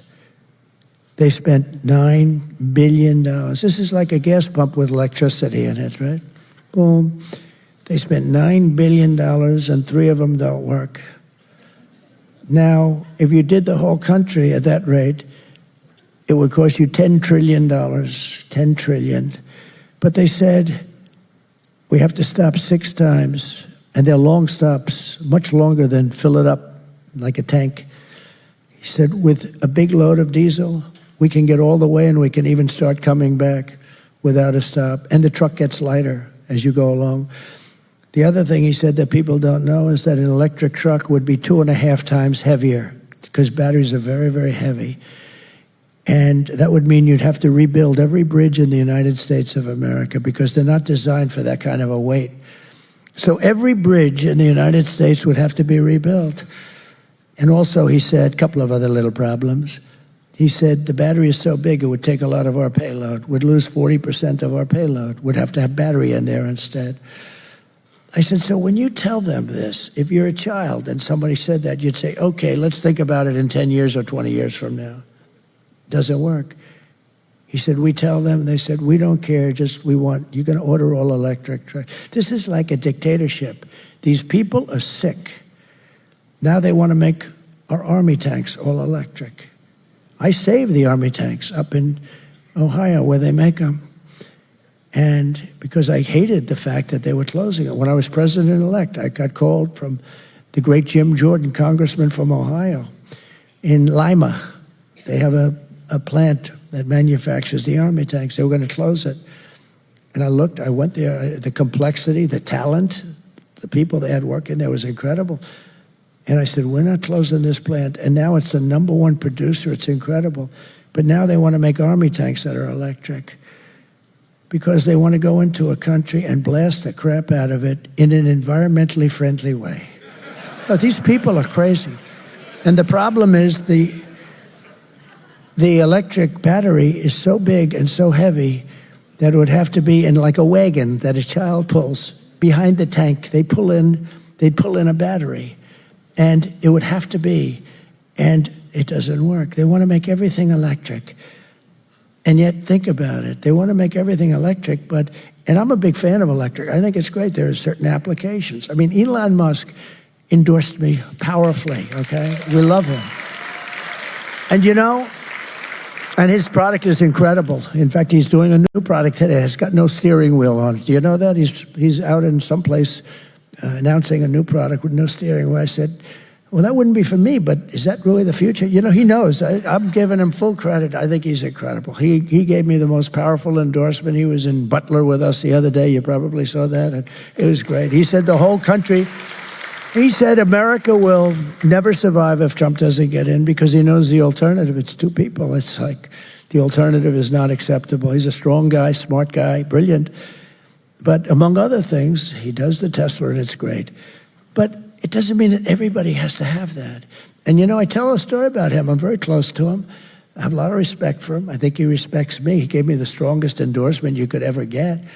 But, you know, he never once came up to me and said, you know, could you stop knocking electric cars? Because I don't knock them. I think they're incredible, but it's for a group of people. I love them. I think they're great, but, you know, it's for a certain group of people where they might work even better. But not everybody, because some people want to go long distances. They will cost more.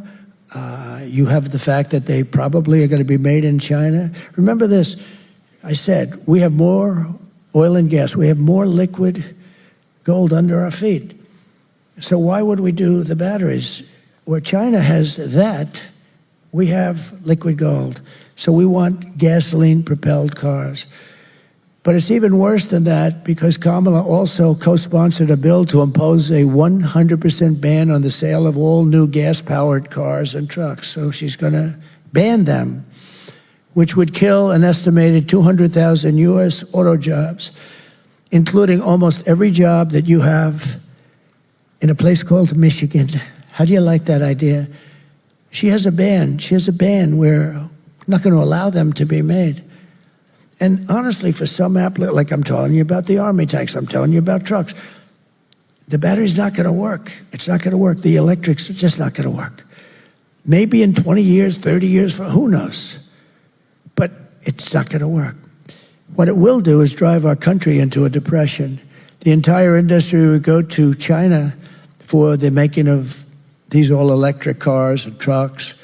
The auto industry would be non-existent or dead. It will be dead. It will never be able to survive. This is one of the major reasons why I've been overwhelmingly endorsed by the rank and file membership of the Teamsters, including 62% of the Teamsters members right here in Michigan. They rank and file of the Teamsters nationwide. The firemen, the policemen. The policemen, we have 100% of the police. I don't think there's one police person in the whole country that endorses lunatic. I don't believe there's one policeman in the country. We just got a 400,000 group of police. The Fraternal Order, it's the biggest group in the country. But we've got just about every sheriff's group, every law enforcement group is because we're going to stop crime. She's not going to stop crime. She wants open borders. She wants people to pour into our country and destroy our country and to move into your little towns and cities and your big towns and cities too and destroy our country. She wants open borders.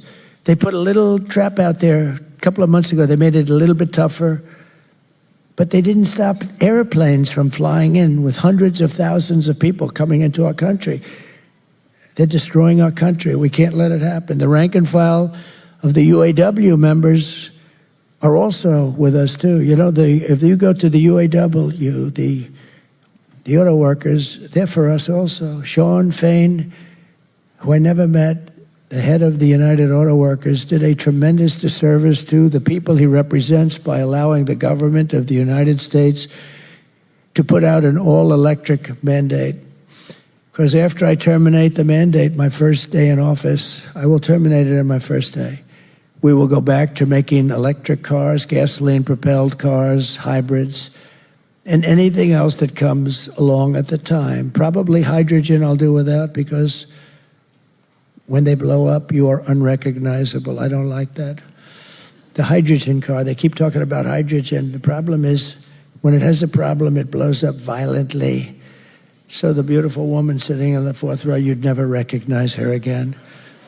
And somehow I don't want to be able to, I'm not going to buy one of those suckers. I don't care how good if they say they're really working quite well now, that's not going to be good enough. But they talk about hydrogen, who knows? The EV mandate is also a costly disaster for working families. To comply with Kamala's quotas, automakers are forced to jack up the cost of gas-powered vehicles artificially to push consumers toward the very expensive electric alternative. So they're going to raise the prices on one to subsidize the other. That's not a good thing. So Kamala gives rich people $7,500 tax breaks to buy luxury electric cars. A lot of people don't know that, yet she makes the working class pay more for a entry-level car that's powered by gasoline, which we have so much of. And I will reverse this also, this injustice on day one. Kamala's EV mandate is one of the most demented regulations that's been conceived. I mean, we have a lot of them, but this is about as bad as it gets. It'll destroy U.S. auto manufacturing immediately. It'll destroy our trucking-based supply chain, destroy our electric grid, destroy our military, destroy our roads and bridges with vehicles that are far too heavy. We can't even use them. Destroy the state of Michigan, and it'll totally destroy our middle class. That's why I will not only repeal the federal mandate, I will also stop California from imposing any state-level mandate to ban gas-powered cars and trucks. And it's very simple to solve. Vote for Trump, and the gasoline engine will be here for a long, long time. They're going to be here for a long time, and they've got it to a point where it gives very little pollution, very little. It's amazing what they've been able to do, but it's what people want. It's much less expensive. It's what people want. The next part of our effort to bring back domestic manufacturing will be to restore the power, confidence, and the wealth of the American consumer. We have to let them be wealthy again. We have to let them make money, not give money like they did. That's also energy. What their stupid energy policies caused inflation, but also the fact that they gave so much money away that was a very bad thing to do. They thought they were going to buy people's votes. Well, they've already spent that money. And they paid for it, actually, more so because of the cost of inflation for them. Over the past 4 years, Kamala's inflation catastrophe has cost the typical family $29,000 in price hikes. So inflation has cost them $29,000. New and used car prices are up over 29%. Average interest rates for new cars has doubled and tripled and quadrupled. Meanwhile, repair and maintenance costs are up 32%. Car parts are up 22%. Car insurance premiums, what's going on with that? Some places it's up 100%. And the cost of gasoline is up 62%. By driving up prices and interest rates, Kamala's inflation disaster sent car payments way up and car sales way down. Your numbers are terrible, by the way. For the first time ever, the all-in cost of car ownership is now over $1,000 a month. Never been anywhere near that. More than 20% of the median worker's wage just to have an average car. This is a catastrophe for the American dream and a dire crisis for American automakers. One of my top priorities will be to quickly defeat inflation and make America affordable again. We will quickly defeat it. We have to bring down prices. I will cut taxes, slash regulations, curb wasteful spending, and unleash energy production. It'll all happen very quickly. This will rapidly drive prices down, lower interest rates, and put more money into the pockets of American consumers. It'll also bring your grocery bill way down. I have more complaints on grocery. The word grocery, it's sort of simple word, but it sort of means like everything you eat. The stomach is speaking. It always does. And I have more complaints about that. Bacon and things going up, double, triple, quadruple. As part of this effort, I will pass major tax cuts for workers, including no tax on tips, no tax on overtime, and no tax on Social Security benefits for our seniors.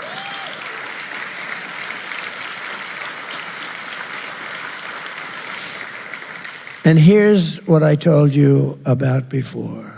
The reason you're all sticking around, because I said, do they mind a little bit longer speech? Because, it is a big subject.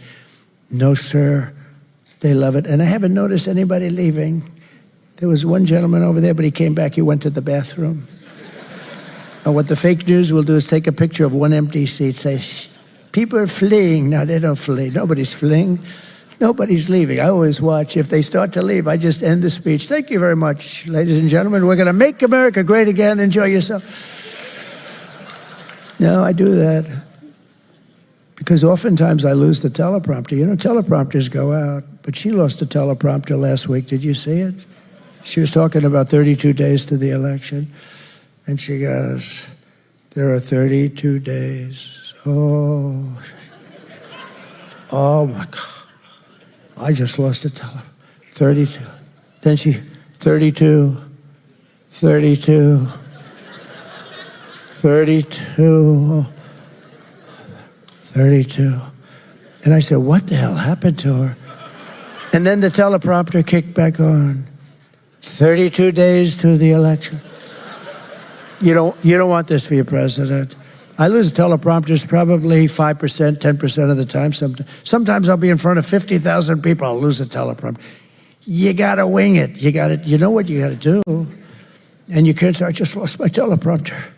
Ladies and gentlemen, how about Biden if he loses his teleprompter? So he goes, do you ever see him lose it? Because they do go off, especially outside. The wind is blowing. I had one in Ohio, Bernie Moreno. I think he has a good chance of winning, by the way. And the teleprompter, it was like 45-mile-an-hour winds and rainy, miserable. And I'm saying, I can't believe. We had a tremendous crowd. In fact, he went to first place when I made that speech. And it's going back and forth like this. And you couldn't read it. You ever try reading it? And then they blew off the stage. I'm stuck up there. I said, ladies and gentlemen, we have just lost our teleprompters. I hope you enjoy the rest of the speech. And we made a speech, and all I know is he won. He ended up winning the primaries. That was right before the primaries. But this is what you've been waiting for, because today I am also announcing that as part of our tax cuts, we will make interest on car loans fully deductible.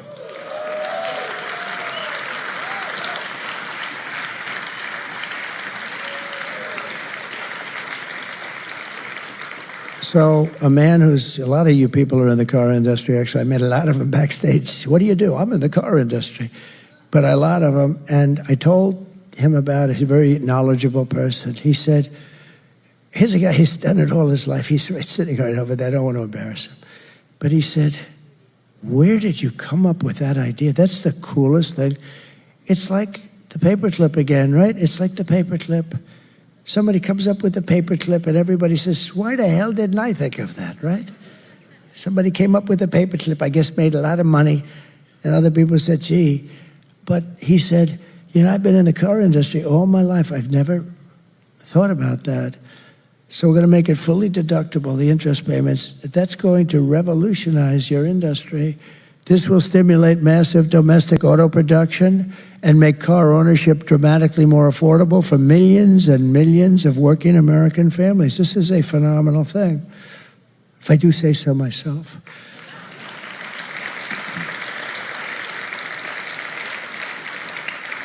Who likes that idea? Isn't that great? Likewise, to help small businesses afford the work vehicles they need to get the job done, we will double the amount of equipment investment they can deduct under Section 179. You know what that means. So you're going to get tremendous deduction ability. This will be great for small businesses, and great for Ford and General Motors. It'll be great for them, and we'll sell cars and trucks and work vans like never before. You'll sell so much. Oh, those companies are going to like me, and I have nothing to do with them. I have nothing to do. See, another guy would have gone seen them yesterday. Say, here's what I'm going to do. This is how bad they are. They're evil. Biden would have gone to see him. Hey, I have an idea, but he doesn't have those ideas. Well, Hunter gets $500,000 a painting. And he can't paint. He can't paint worth a damn, right? So that's worse. That's much worse. As we protect gas-powered cars, we will unleash American energy and bring prices way down fast. The day I take office, the word will go out, and we are going to frack, frack, frack, and drill, baby, drill. And Kamala Harris, she's been against fossil fuels all her life. She has no idea why. She has no idea. But she's been against, somebody told her. But Kamala Harris is doing the exact opposite. She's waging war on American energy, and she's imposed a natural gas export ban that I talked about with you before that's currently in effect, and she is right now shutting down power plants all across our country, ruining our country, ruining our electricity pricing and our grid. She's destroying our grid. Prices will soar by more than 100%, driving us into third world status, even as she forces us to only buy electric cars. Think of it. We don't have electricity. In California, you have brownouts and blackouts every week. In blackouts, I mean, the place is stone cold, broke, no electricity. And this idiot governor over there that I had to deal with, that is really, I don't know if it's really for real. So you have blackouts, brownouts all the time, and now he wants to go 100% electric cars. And then if somebody wants to build some kind of a plant to make electricity, he'll make it impossible for the gas. What are they doing? They're destroying our country. They're destroying our country. If this continues, all Michigan manufacturing will be dead in absolutely no time. You won't have any manufacturing, because as that industry goes and as the energy goes, there goes your businesses. As president, my policy will be to it's going to be maximum energy production to achieve low prices and make the United States into a manufacturer. I want to be a manufacturing powerhouse. We're going to be more powerful than ever before. You know, AI is a new industry, and it's a very big one, and I don't know, it's got some interesting difficulties, but China wants it and other countries want it, and we've got to be there. But you know, in order to be able to compete with China or compete even with anybody with AI, we have to make double the electricity that we have right now. So take all of the electricity we have to double it up just for that one very big industry. It's going to be very big, but it needs unbelievable amounts of electricity. I will cut the price of energy and electricity in half. Ready? 12 months from January 20th, I take office on January 20th, your electric bill, including cars, air conditioners, heating, everything, your total electric bill will be 50% less. We're going to cut it in half. And we have it. We have the power to do it because we have it. We don't need ships. We don't need long train. We have everything. We're going to have to build some pipelines because we can't transport it. But that's easy to do, and that's safer than trains. But we're going to get this done, and you're going to have, within 1 year, think of it, within 1 year, you're going to have electric bills and energy bills and your gasoline for your car. It's going to be 50% cheaper than it is right now. That's a big thing. That's a big thing.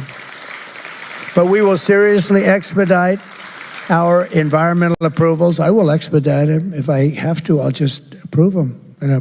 Because they use that, they use the environmental approvals to stop progress and quickly double our electricity capacity, and we're going to have it doubled and tripled. This will drive down inflation and make America and Michigan the best place on earth to build a factory. And finally, as we bring back our economy and our auto industry, and you're going to see an industry that's going to come back so fast. They all want to be here. But the laws and the regulations and the tremendous crazy taxes and the competition with other countries made it impossible.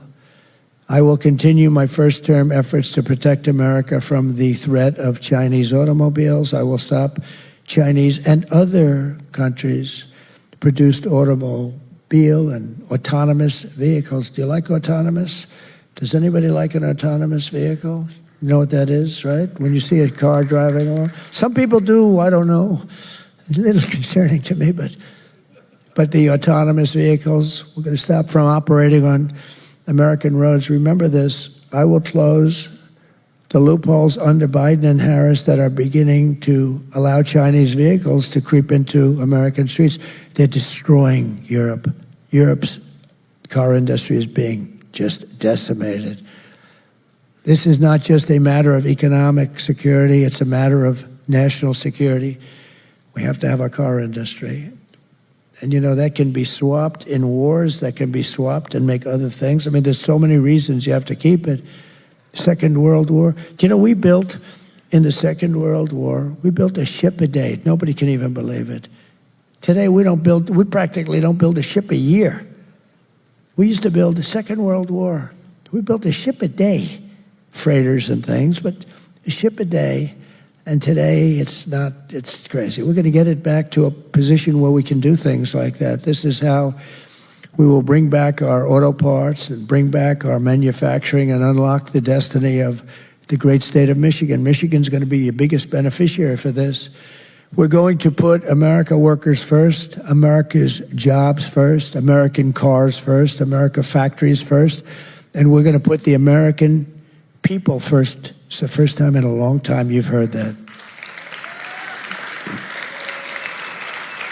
From commerce to labor to FEMA.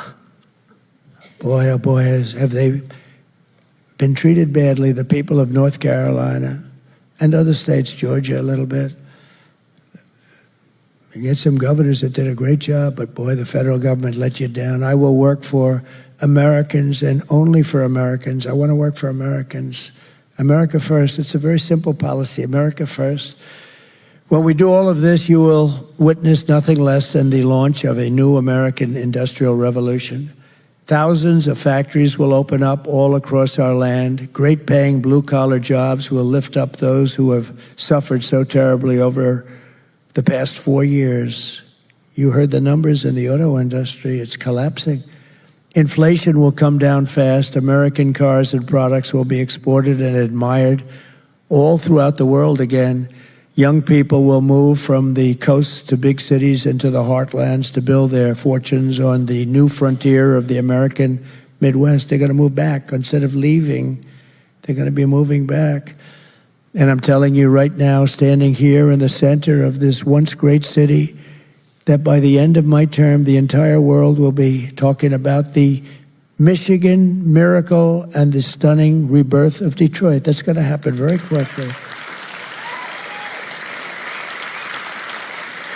With your vote, we will bring back our country, we will rebuild our country, and we will reunite our country with American heart, American grit, and American hands.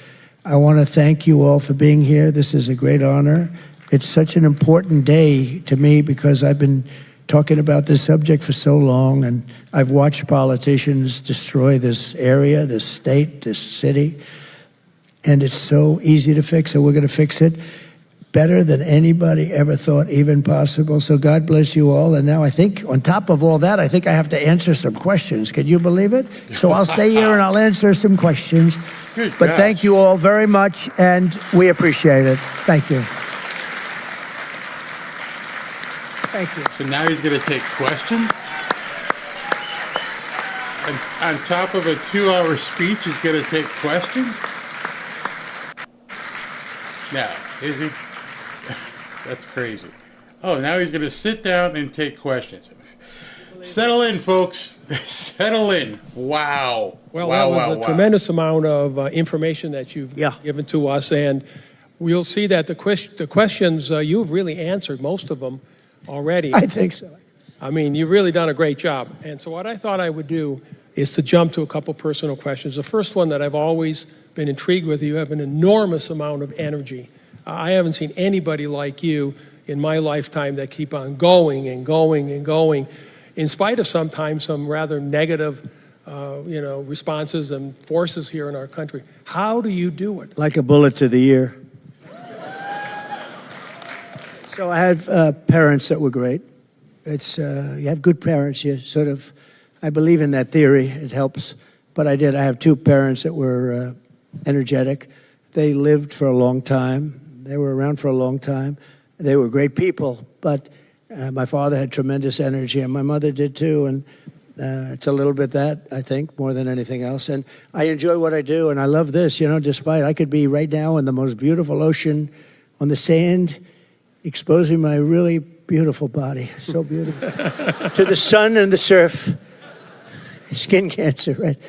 To the sun and the surf all over the world. And or I could be in Detroit with you, and I'd rather be in Detroit with you, okay? That's great. Thanks.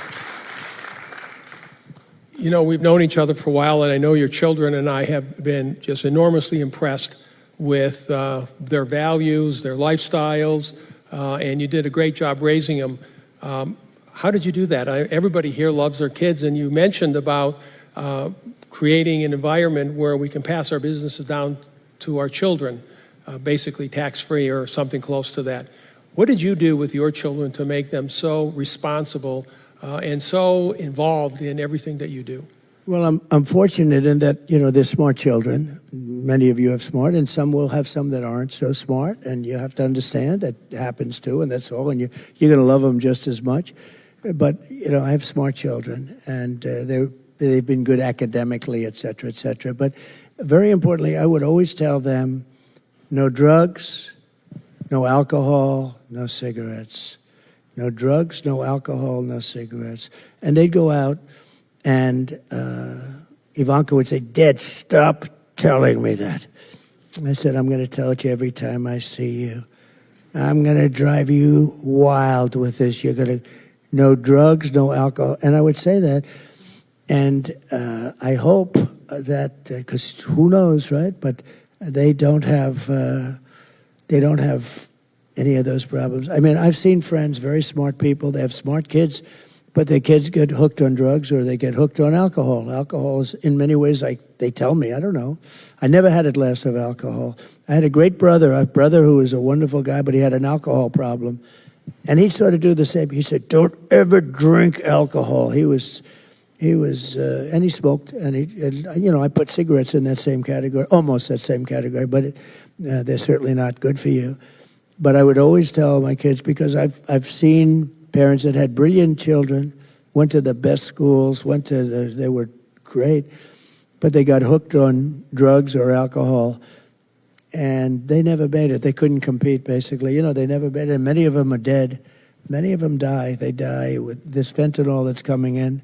I'm going to get that problem. I had that problem almost solved with President Xi, by the way. And I said, you have to impose the maximum penalty, or we're not going to, I would always talk about trade. We have the power of trade. And I said, well, we're just not going to get along on trade.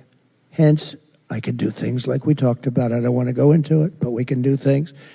And he and I had a handshake on, he was going to impose the maximum penalty on people that run companies that sell us through Mexico. Almost all of it comes through Mexico. And the maximum penalty is the death penalty. And he was going to impose that. And then we had the transfer power.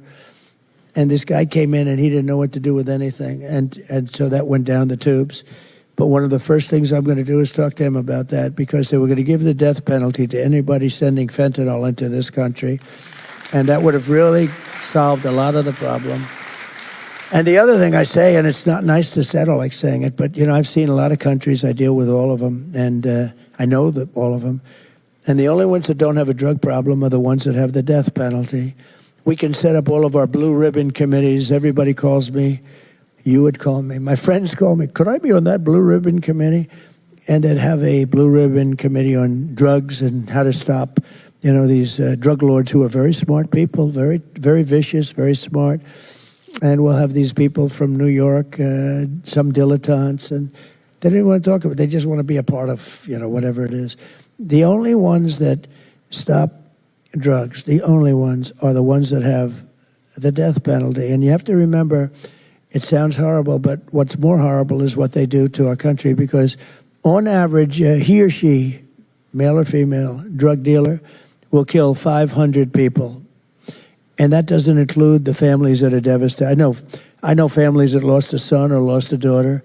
they've never been the same. I mean, they're like different people. You know, you talk to them, and they're just, years later, I say, has it gotten better? No, it's gotten worse, they tell me.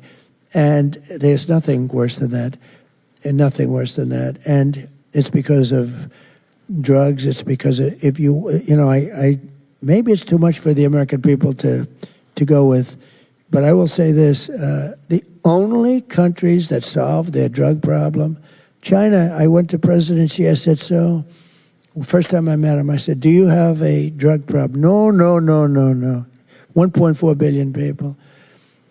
And why don't you have a drug problem? He says, death penalty, quick trial. What's a quick trial? The dealer is immediately put on trial. They don't have 9 years of legal and then another 9 years of appeals, 22 years later, and then they're released. No, this is, they don't play games, and, it's a tough deal. But he said, quick trial. I said, what is quick trial? Immediate trial. And you know what the drug dealers do? They say, hey, let's get the hell out of here fast. They don't play games. They don't play games. They even send the bullet to the family, and they make them pay for the bullet. They make them pay for the bullet.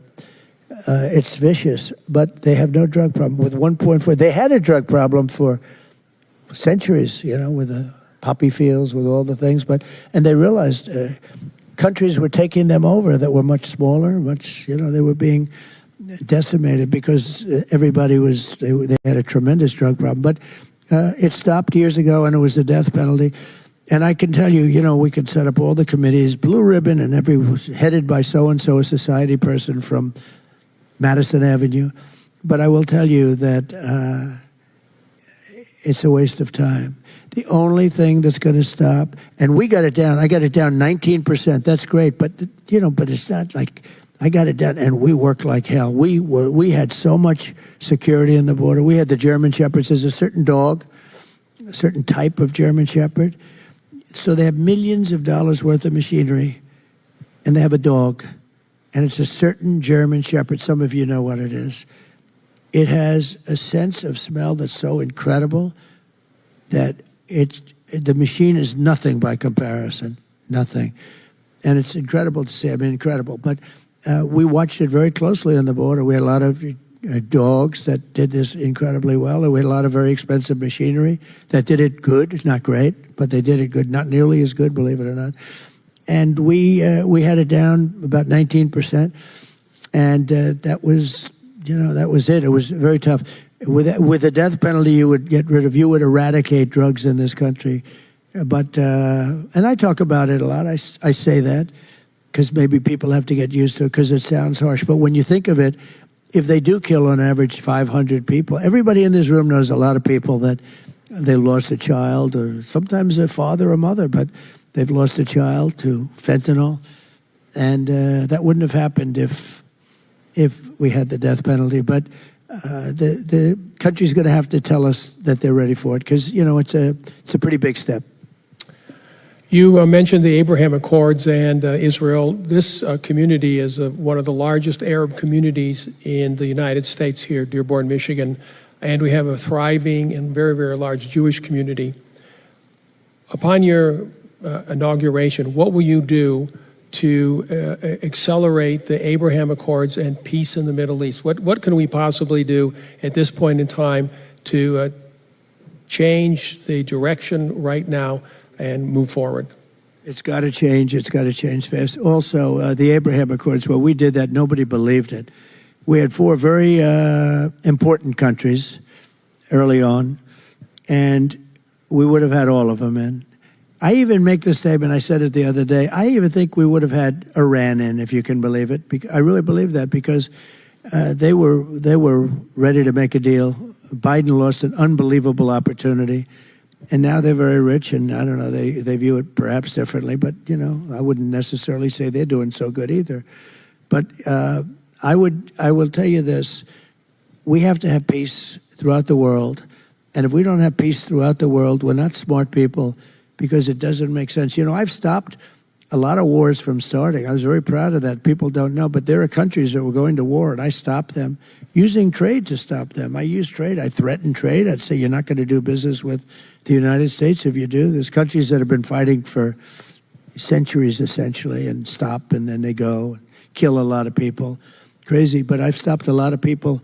And but the Abraham Accords were very important, and you had really peace. You had the Arabs and the Jews getting along, and those are for the four countries. Now, it should have been many countries right now. It's still the same four. Think of it. When I left, we were going to sign people as fast as you can think, and they could have done the same thing. But they didn't have the talent. They didn't have the administration to do it. And they even agreed it was a good thing. It was a good thing. It was actually a great thing. If I were named Obama, I would have had the Nobel Prize given in 10 seconds. He got the Nobel Prize. He didn't even know what the hell he got it for. Remember, he got elected. Well, so did I. He got elected, and they announced he was getting the Nobel Prize. Remember, he said, "Oh, what did I do?" He didn't know what the hell he did. He got the Nobel Prize for doing nothing. For getting elected, but I got elected too. And, if I think of that, we did something, the Abraham Accords, unprecedented. Nobody thought it was possible. And I'm not saying want or not. I'm just saying if it was anybody else, liberal, Democrat, they would have had it before the damn thing was even signed, So there has to be fair, and I don't care about, I'm not looking for it. I'm not politicking for it. I'm just saying that there's a lot of unfairness in this world, and I think when you do things, you should really be. You can have peace in the Middle East. You can get along. This was a start. This would have been so important if you could have had almost all of the countries, and maybe even Iran. I mean, Iran would be the outlier, but maybe even Iran. At a certain point, I really believe I could have gotten them all, including Iran. And Iran, everybody would have been happy. You would have had peace in the Middle East. And you would have had the Arabs getting along with the Jews and the Jews getting along with everyone else. It would have been so beautiful. And they wasted this great opportunity. It's so sad. So we have time for one final question, and it's a DEC tradition. We have many young adults and students in the audience today, and so I want to end with this final question. What advice to your 25-year-old self would you give to the young people today, and especially the ones in this audience? Okay, so I met some people backstage who were young and some really beautiful people, great people, smart as can be from colleges and schools. And I think what I'd do is I'd listen to the speech I made, and I'd say maybe, because they really would like to stay here. They grew up here. And I'd follow. And I will say this, if I implement, and I will be able to do it, I will. If we win the election, I would stay right here, and I would follow the gravy train, because you're going to have such a great opportunity right in the area that you want to be. You want to be here because your grandparents are here, and your parents are here, and people are there. They don't want to leave. They've been forced to leave this area because of politicians that didn't know what they were doing. I would say stay tuned for a little while. Let's see what happens in the election. This area will be thriving like probably almost no area in the country. I think this area will be one of the hottest areas in the country, and I think you can stay here. You'll get a great job because we're going to have a lot of opportunities right here in Michigan, and you want to stay here because of your parents. A lot of them really, they told me backstage, I'd love to stay here, but there's no real jobs here. And when you look at those horrible statistics with the auto workers and with the, what's happening to the industry, you understand it. But if we win, I would stay here, and you watch what's going to happen. You'll be happy. You'll be happier here than, and I think more successful here than any other place in the country. You will have the American dream. We have to bring back the American dream. You don't even hear that statement anymore. And we have to have the American dream for our young people, and you'll have it right here in Michigan. Mr. President, thank you. I'm looking forward to all those auto plants that I'm going to be building back here in Michigan in the Midwest. It's okay, they all know anyways. Every time you're on TV or on the radio, somebody calls me up and said, the president was talking about you again. Thank you so much. And that's the end of our program today. Thank you all for coming. Let's give the president a standing ovation. Thank you. That's great. Thank you very much. I don't want to get him involved, but No, they all you know. should be proud of it.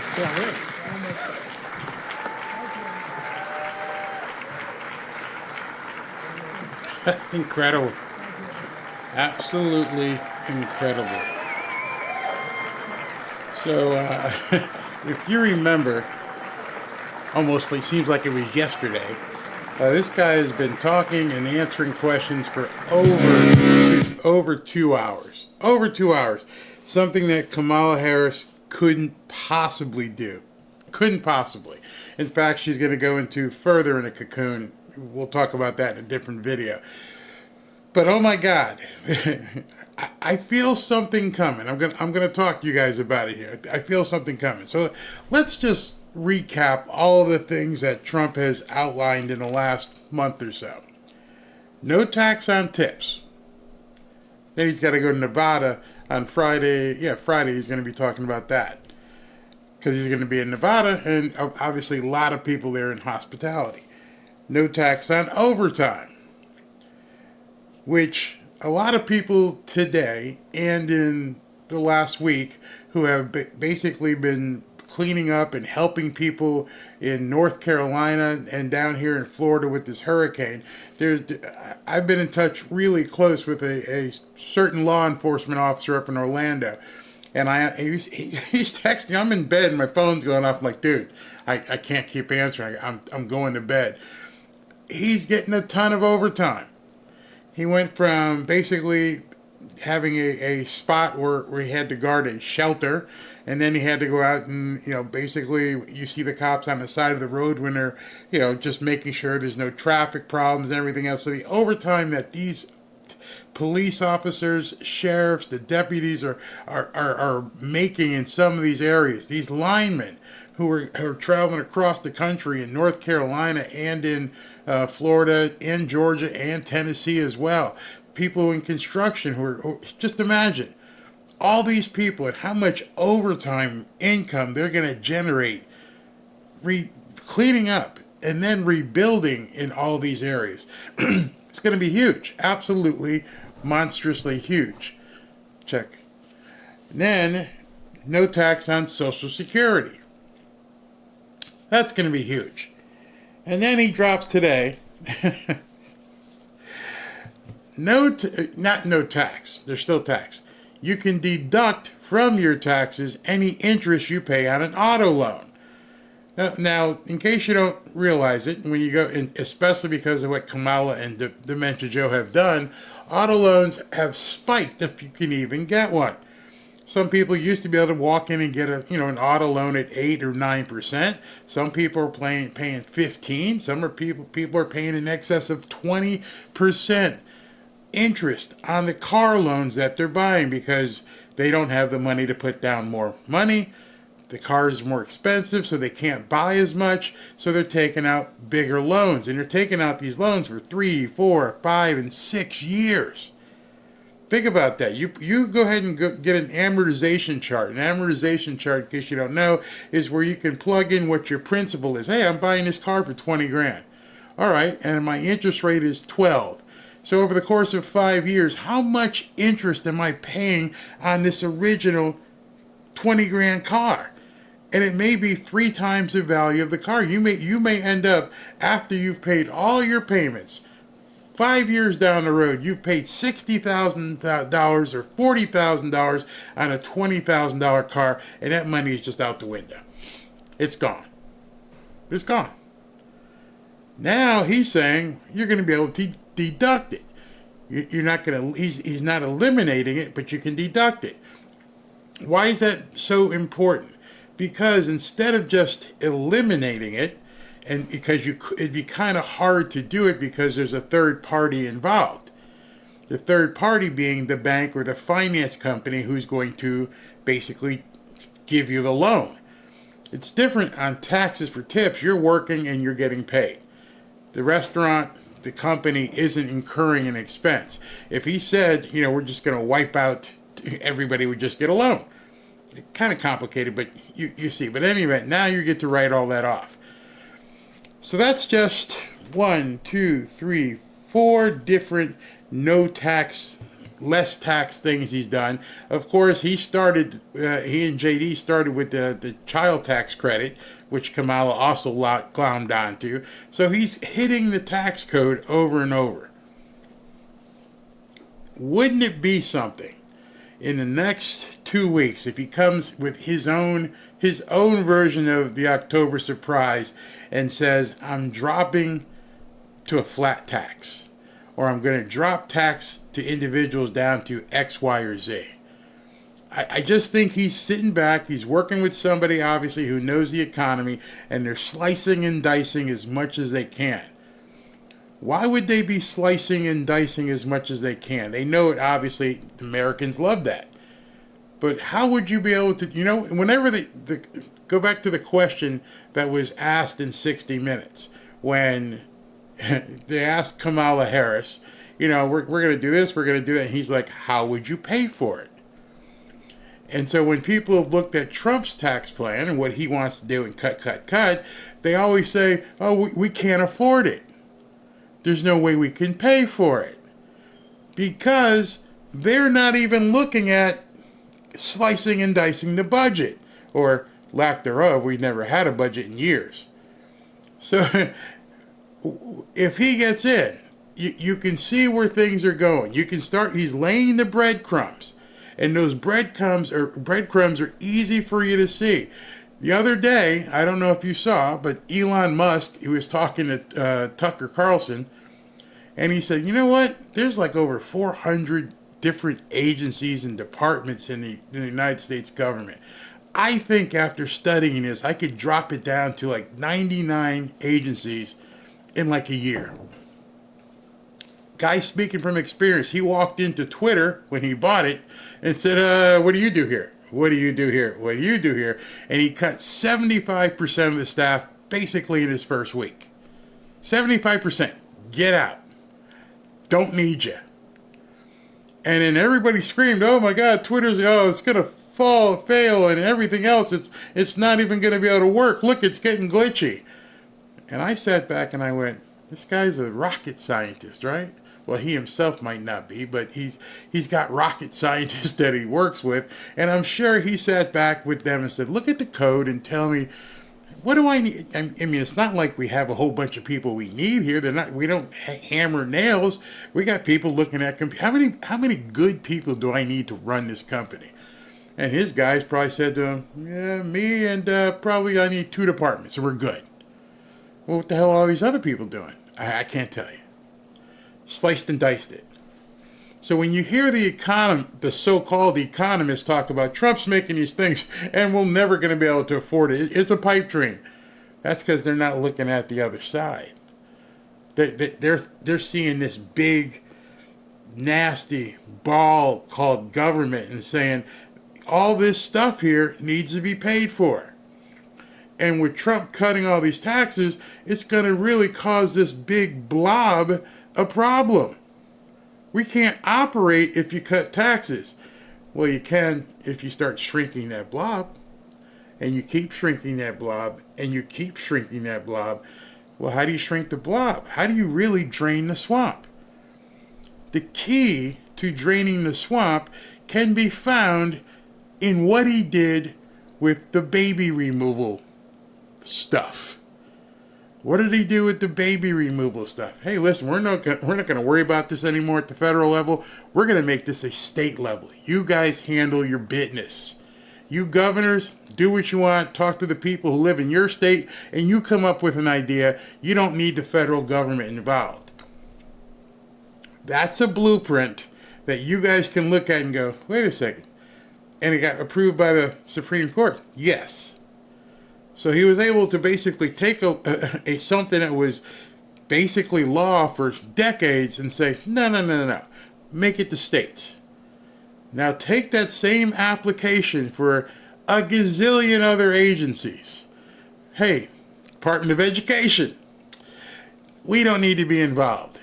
You guys got competent governors. You've elected them, right? Yeah, because you feel comfortable, depending on what state you live in. You think that they can handle stuff. Okay, Department of Education, we're going to shove it back to the states. Go ahead, Elon, slice that off.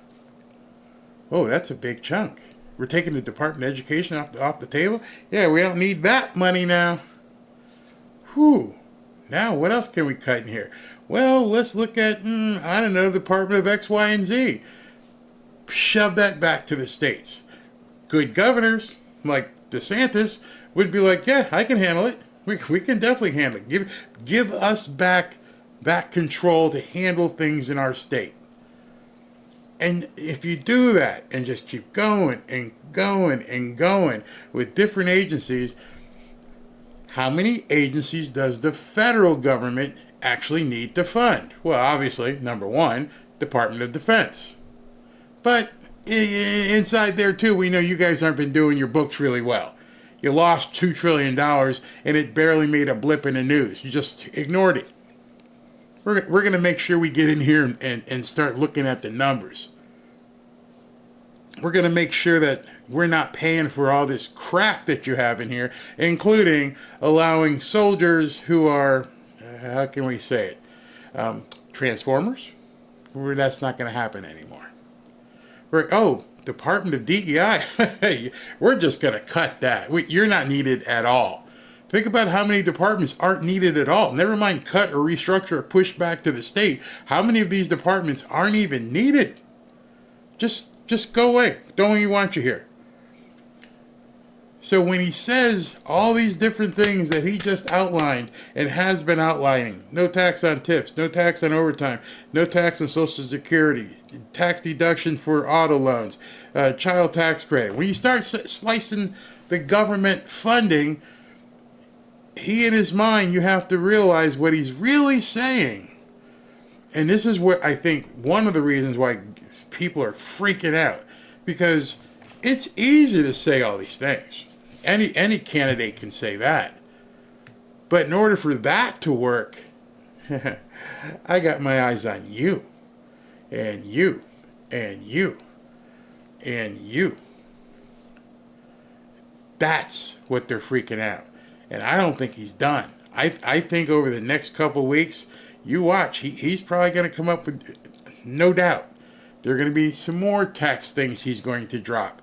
And the reason he's dropping them is at the same time as now that he feels comfortable that he may indeed actually win this thing, and that it looks like he's going to really come in with a mandate, I can bet you at this point, in his spare time of sending rockets to Mars and everything else, he's already told Elon, start looking here, tell me what we can slice.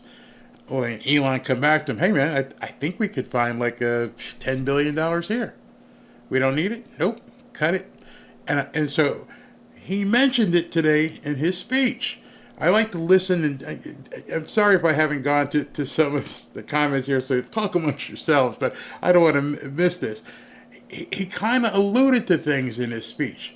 He was talking today, he said, yeah, I got in last time, and all these people said they wanted to help. All these people were going to basically just, show me the ropes in Washington. I'm not from Washington. I'm a New York developer.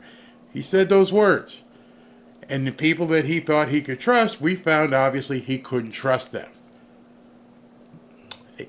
Fool me once. You ain't going to make that mistake a second time. Now I'm going to put in the people I trust to handle things.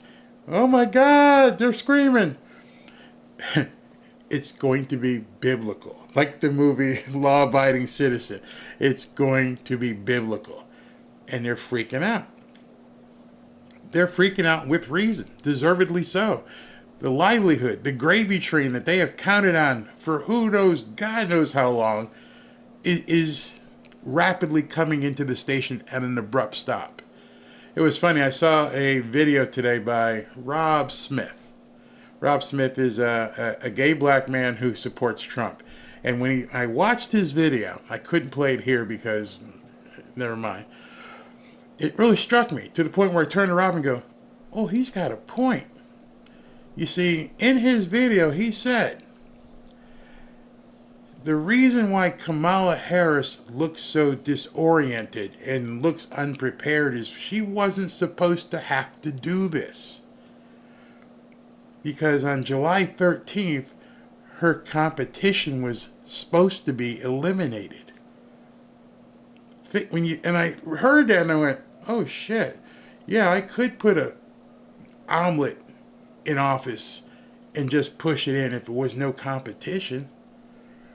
They didn't expect, A, that he would survive once, twice, 3 times. They didn't expect that. And now they're scrambling because, like, oh crap, 30 days left and she's got nothing. And now it's completely crumbling. As I said yesterday, there's no way she can come back from this. No way. James Carville said something very interesting today as well. The guy asked him, what can she do in the next 25, 30 days? He's like, first of all, you have to understand something. There isn't 25 or 26 days. He goes, for the next 4 or 5 days, everybody's going to be talking about, and I've said this to you, everybody's going to be talking about the hurricane. In addition to that, as we get to the weekend, everybody's going to be talking about football. So between the hurricane stuff and football, you can take 4 or 5 days off that calendar because their attention, they're paying attention to different things. And then he said, you got to take off basically the last week of October because at that point, people have pretty much made up their mind. So now you're talking about basically 12 to 15 days to make something happen. And right now, nobody's paying attention to her. Nobody, you can't change your personality. You can't change your attributes in 10, 12, or 15 days. It's just not possible. You can't alter your personality that fast. That's why CBS is having to basically recraft that entire video. But oops, because of X, too many people have seen it. Too many people now realize you're full of crap. Tonight, I'm going to do a full show on X, and I'm going to start the show off with why Elon is probably public enemy number 1A besides Trump. And I'm going to show you a bunch of stuff that shows you that these people are freaking. Trump also threw a hand grenade at them as well because of everything that CBS has done. And he kind of alluded to that too. You probably didn't catch on that. He was talking about how the networks have basically never had to bid on their contracts. These are billion-dollar corporations who have been given free license to say what they want. And then, where was this? When did he do it? Let me see what the date on this. This might have been today.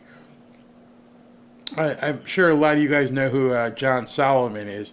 John Solomon used to be on Fox all the time. And now he runs a site called Just the News.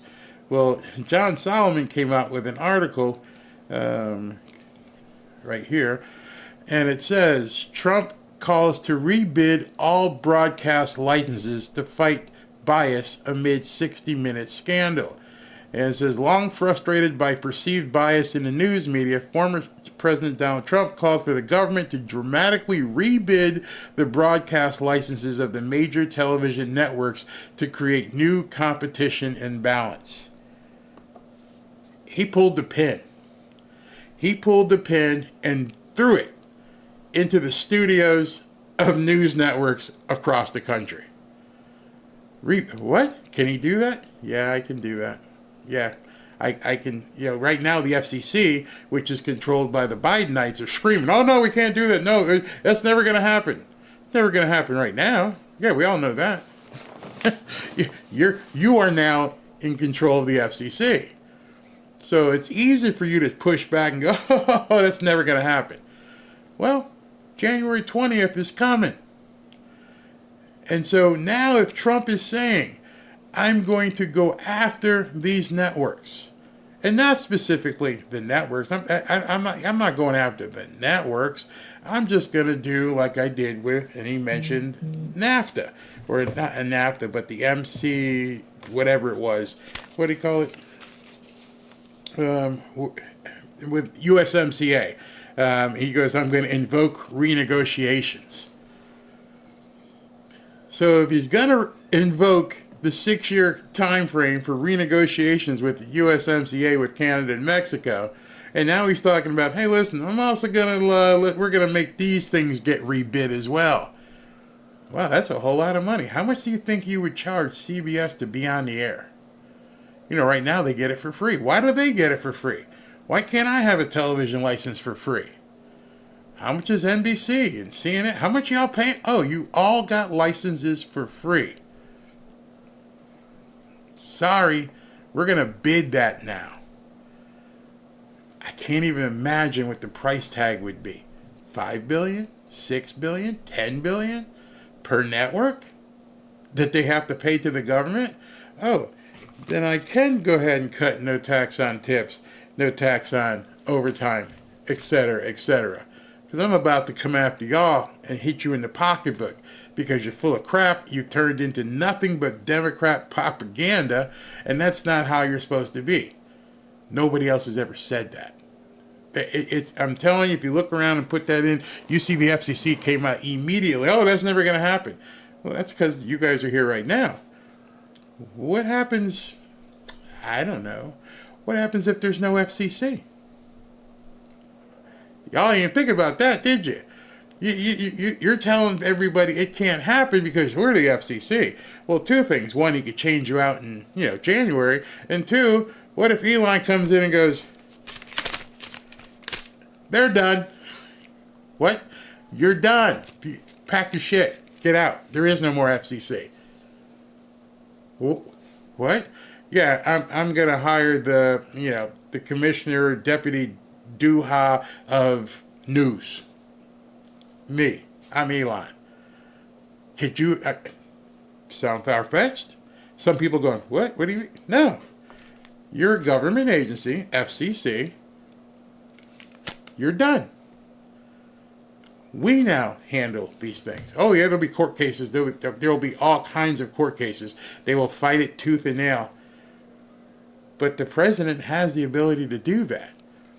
The president has the ability to say, we're no longer going to have this bloat. I don't need the FCC with your 3-2 panel that decides what gets on air and what gets censored. Oh, yeah.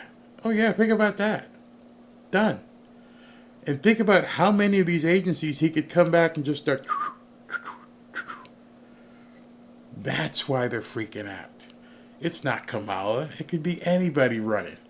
It's not Orange Man bad. They don't give a shit about Donald Trump. It's what he stands for. And now you done pissed him off. You took a shot at him. You're trying to kill him. You tried to ruin his business. You tried to steal his money. You tried to take his property. You tried to go after his kids. You ruined everyone who knows in his Rolodex. And you don't think this man is coming hard for you? They know.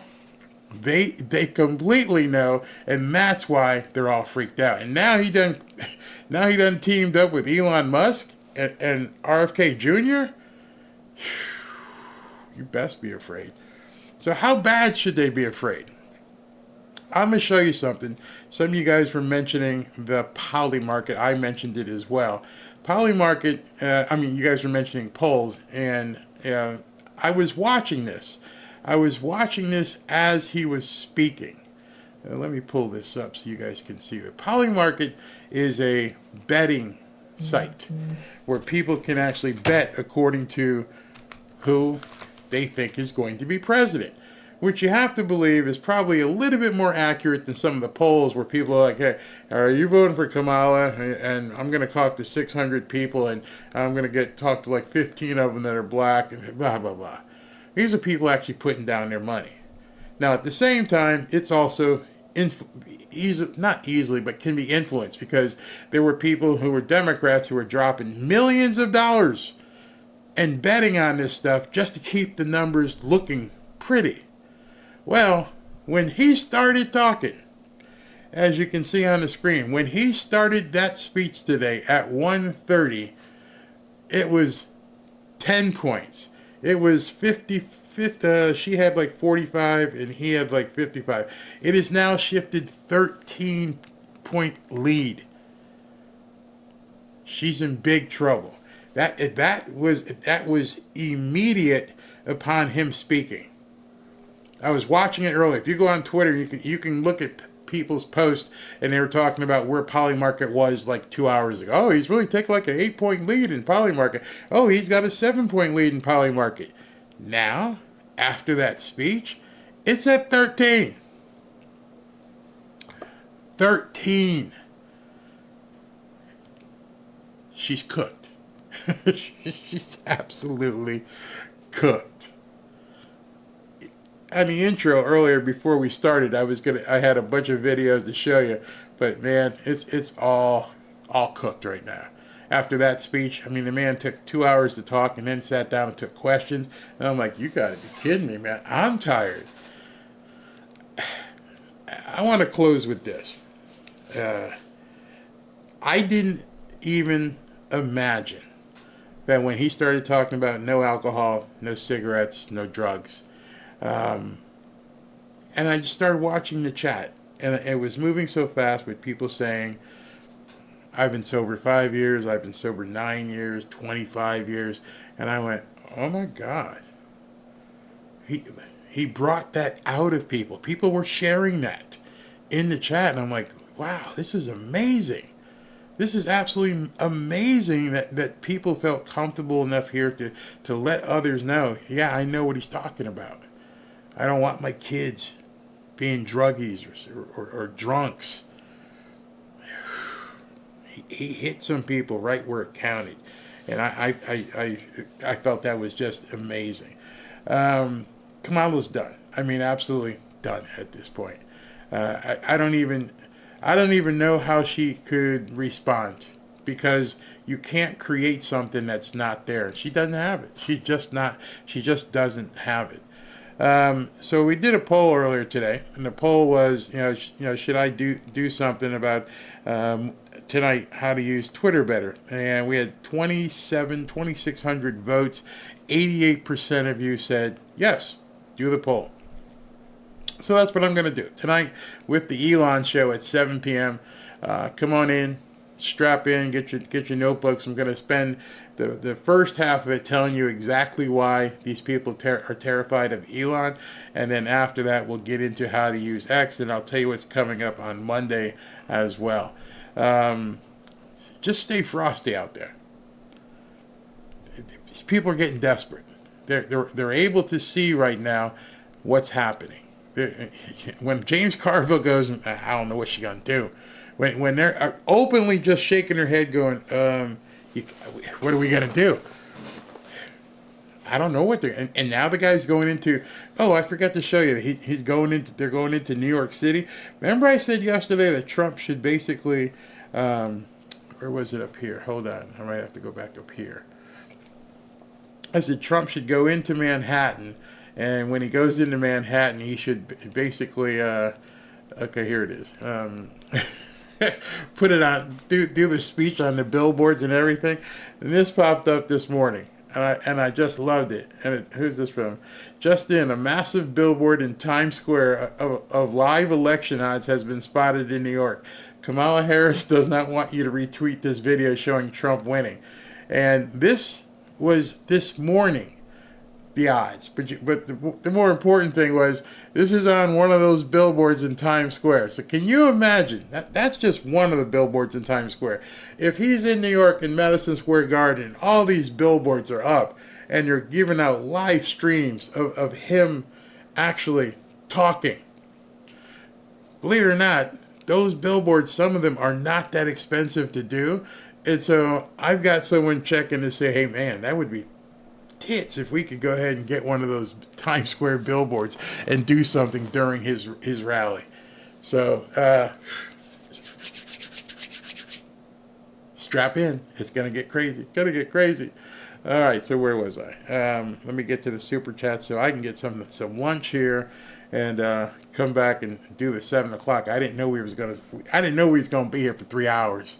I told Robin, I said, you know what, he's talking at some economic club meeting. He's probably off in like 45 minutes. Little did I know that he was taking Michigan. I'm not sure if you realize that, but Michigan's done. It's over. full tax deductions on auto loans, which means people can buy more cars, it's over. Okay. Renegotiating USMCA, it's over. It's over. Done. Just go ahead and stick a fork in Michigan, and if he wins Michigan, it's a foregone conclusion. It's over. I want you to basically drink that in. Before he stepped on stage, he was already, depending on the poll, 4 to 7 points up in Michigan. Now he just stuck a fork in her. I don't want to hear the argument, argue with the wall. You just told the manufacturers of automobiles, the biggest area of automobile manufacturing in the country, I'm going to make it so more people can buy cars. That means you get to work more. You're gonna work so hard. You're gonna want so much overtime. They're gonna have to hire more people because you can't keep up. People can deduct the money, the interest on a car loan. Why wouldn't you go get a car loan? You get the money off, write it off. Now you're only paying principal. If the car's $20,000 and it's over, 5 years, that's 60 months. Do the math. How much did your payment just drop? Because now you can write it off. Michigan's done. Pennsylvania, I think, is done. California's the place you ought to be. All right, let me get to these super chats so I can get out of here. Okay, just another knucklehead thank you. He might be the first black president. Holy moly, that's spray tan. Sean Girl 10. Independent voters got red pilled here. Got born again here. Voting Trump. Barry, I'm eternally grateful for your show. Thank you for tuning in. Yeah, there was some serious red pilling there. Yeah, and I see some of you guys say, Barry, give me a breakdown on this. Well, I'm going to give you the breakdown. It's going to start with stick a fork in Michigan. I don't know what she's going to do now. She's probably going to copy it. I don't even know. I can't wait to get on X. New York Mets. Hey, they're doing pretty good. Thank you very much. Barbara Bartolini, thank you. No name again. Barry's family is growing. Hit that like and subscribe. Spread the word. Please do so. Like I said, Monday we're going to have a full community on Twitter. We don't need the Discord. This is going to be really, really easy. Patricia Hurley, thank you. Meg Mano, thank you. Ghost Moza, Bear, I'm going to my first rally. I'm very excited. I'll be taking my young family. I think it will be great for everything you're doing. All right, so enjoy yourself. If I could give you a hint at a rally, if you're going to an outdoor rally, make sure you wear light clothes because you're going to be in line a long time to go through and snake through the line. And then when you get there, make sure you get some fluid before you get in the building. Drink some water, especially if it's outdoors, because it might be hard to get, and go to the bathroom. Do all that before you get there. And also, have fun with the people. You're going to see an enormous family of people who just are happy to see you. And you're going to see some of the ex-celebrities, the Latin guys, the blacks for Trumps. And you're like, well, these are real people. Yeah, they're not paid. They're real people. And Mickey Peters. Greeting to everyone from the Netherlands. Thank you. President Trump, God bless this man and his family. God bless America. Thank you, Barry and Robin. Thank you very much. Pa Zhao Li, Barry, you and others rightly rail about networks favoring and cheating the left. Yep. Both debates and CBS with Kamala, but what will become of their activity? Any legal charges? As I just said, he's pulled the pin on the grenade and said, I'm coming for you. It ain't going to happen now. They're pushing back hard, but now they've been put on notice. He essentially took a nose and taped it to their camera. It's going to cost you now, because I'm going to get elected, and it's going to cost you. Mary Boston, thank you very much. No name again. Thank you, brother. Please play the Barry dance again or read this. I love it. Yeah, I've got it. I'll play it before I hang up.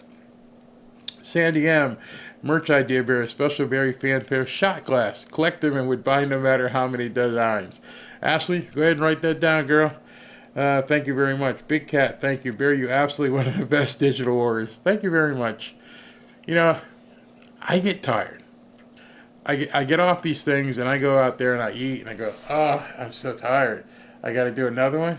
And then I think what he just said today. He's like, I just got my parents. And I'm thinking to myself, yeah, my dad was the same way. Get your ass up and get out there. You're sitting in front of a camera with a microphone. Yeah, get your ass in there.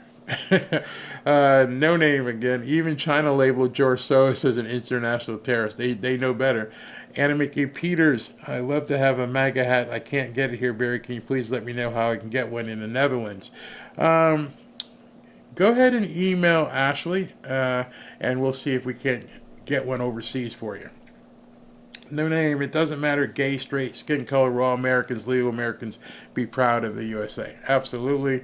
Sandy, thank you, Barry, for all you do, breaking things down, keeping us informed with the truth. In addition to that, I'm giving you my opinion. I try to back it up with as much stuff as I can, but at the same time, start doing your own research. Start digging in and read that article about him wanting to take the no-bid contracts away from the networks. Read what the FCC and how they push back. And then start looking at the different things that Elon Musk has said publicly. No name again. Thank you. Por favor. I think you're saying vote for Trump. Gracias por tu comprensión. Dude, I don't speak no Spanish. Yes, I know Barry doesn't speak Spanish. Big Ten. No name again. Oh, man, brother, thank you. Barry, please don't read any of my super chats. Not why I'm here. Please don't mention me. Too late. I'll skip him in the future. I'm sorry. William Flanagan, I don't believe Biden when he claims Republicans are spreading misinformation. I had put up a post yesterday on Twitter myself. And I said, you ever notice that the people complaining about misinformation are only on the left? You wonder why that is. Why is it that y'all always complaining about so-called misinformation? Because so much misinformation ends up being true over, and it takes away from your lie because you're lying. Oh, everything's fine in North Carolina. Really? What's this girl say? What's this man say? Wait, are they lying? What's the sheriff say? Misinformation. It's a cover-up. I think Pete Townsend said that with a eminent front. Eminence front? It's a come on. Ernest Walker, William Flanagan, we're the only ones that are telling the truth. Thank you, Barry, for keeping us updated. Thank you. Robert Petruska, FEMA, the new F word. I just love how, again, putting it back to the states, Ron DeSantis, I'm in charge here. I'm the captain now. Mamma mia, you've hit a sore spot with me. I drive a 2006 Ford with a wheelchair lift. Desperately need to replace it for a used van the size I need for my family. Wheelchair, 70 to 90 grand used. Ooh. Well, maybe at this point you'll see the payment come down a lot if you don't have to, if you can deduct the interest. Cody Graham, these libs are going to lose their minds when he wins. Oh, it's going to be epic. It's going to be epic. Donna, I can't stop feeling like there's going to be a big cheat. You barely saw Biden in his campaign, and he won 80 million votes, 20 more than the first black president elected. Not possible. I can't stop thinking they'll cheat. I can't tell you that they won't. In fact, we're pretty sure they will. The only thing we can basically pray for is that there's been enough done since then to where, A, one, they're not able to do it in that volume anymore. B, that a lot of people who voted for Biden have flipped over. I can't believe that normal people, I mean, think about it yourself. Just your normal day. And you go around, you talk to somebody at work, someone in your family, friends, church, and just ask them one question. Hey, are you okay with paying more taxes? I would love to hear what people would answer that. Would you like to see your taxes go up to like 30 or 40%? Of course they're going to say no. Of course they're going to say no. So it's just a matter of they hate themselves that much that they hate Donald Trump. Take Trump off the equation. What is it that you are so worried about? And William Flanagan, yeah, stick a fork in her. She's done. She's okay. I gotta move that down. Yeah, she's done. She's absolutely done. She lost Michigan. I mean, he took Michigan off the table today. It's over in Michigan, and I don't know how they make it up at this point. So, yeah, she's got an everyday thing. Lord, do whatever. Somebody says I do that. Oh, you do that every day. All right. So everybody, 7 o'clock tonight, I'm going to go ahead and do the Elon Musk show. I had no idea that he was going to go on for nearly 2+ hours today, but thank you guys, all of you who tuned in today. And don't forget, 7 o'clock p.m. tonight, we're going to go ahead and talk about the real reason the media hates Elon Musk. And it may not be what you think.